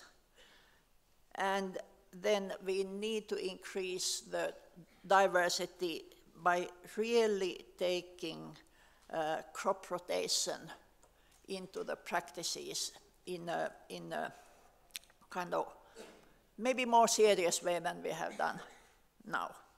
And of course, all this will be done by supporting, inspiring, and pushing with all the different possibilities our next CAP plan will give us. And then the last slide, it was about information sharing and motivation, because we have been really a lot thinking in Finland, how do we get the environmental information into the farmers, into the other actors in food system in a manner which leads to kind of positive recognition and innovative new actions towards our goals.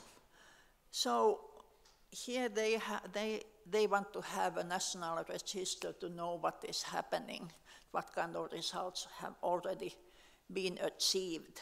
There are hundreds of projects, and it's really difficult to know what's happening.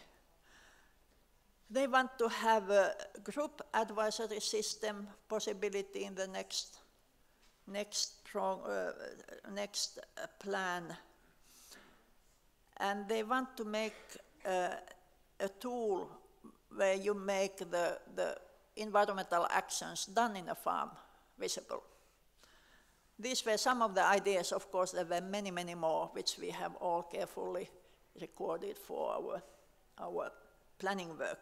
And the last one was more general about environmental impact of food, consumer information, and the Finnish food brand. And this is an important message that the facts on climate impact of food production should be developed, made visible to develop a credible brand. And they wanted to see national campaigns and local brand development, then a more long-term action on informing children and youth of the food and environment, and a new thing, more information, the water footprint and the importance of clean water as part of the brand. These were some of the issues which I wanted to highlight, because they were identified as the main messages from these groups, but there were plenty of other good ideas which we will take into account. Thank you. Thank you, Maisa.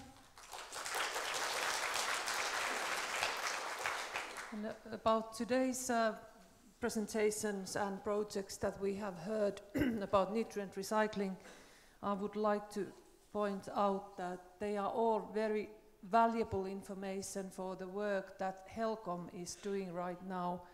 HELCOM, the Ministers of Environment last year decided that HELCOM will create a nutrient recycling strategy for the Baltic Sea region, and the work has started so that there will be first the vision and objectives, and will finally develop some measures that will be included in the updated Baltic Sea Action Plan 2021.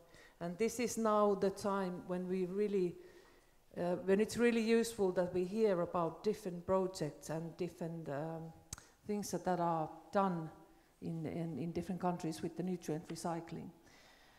So I would really like to thank you all the presentations, and I have understood that all the presentations will be available for you, and you will have the contact information that we can continue the discussions.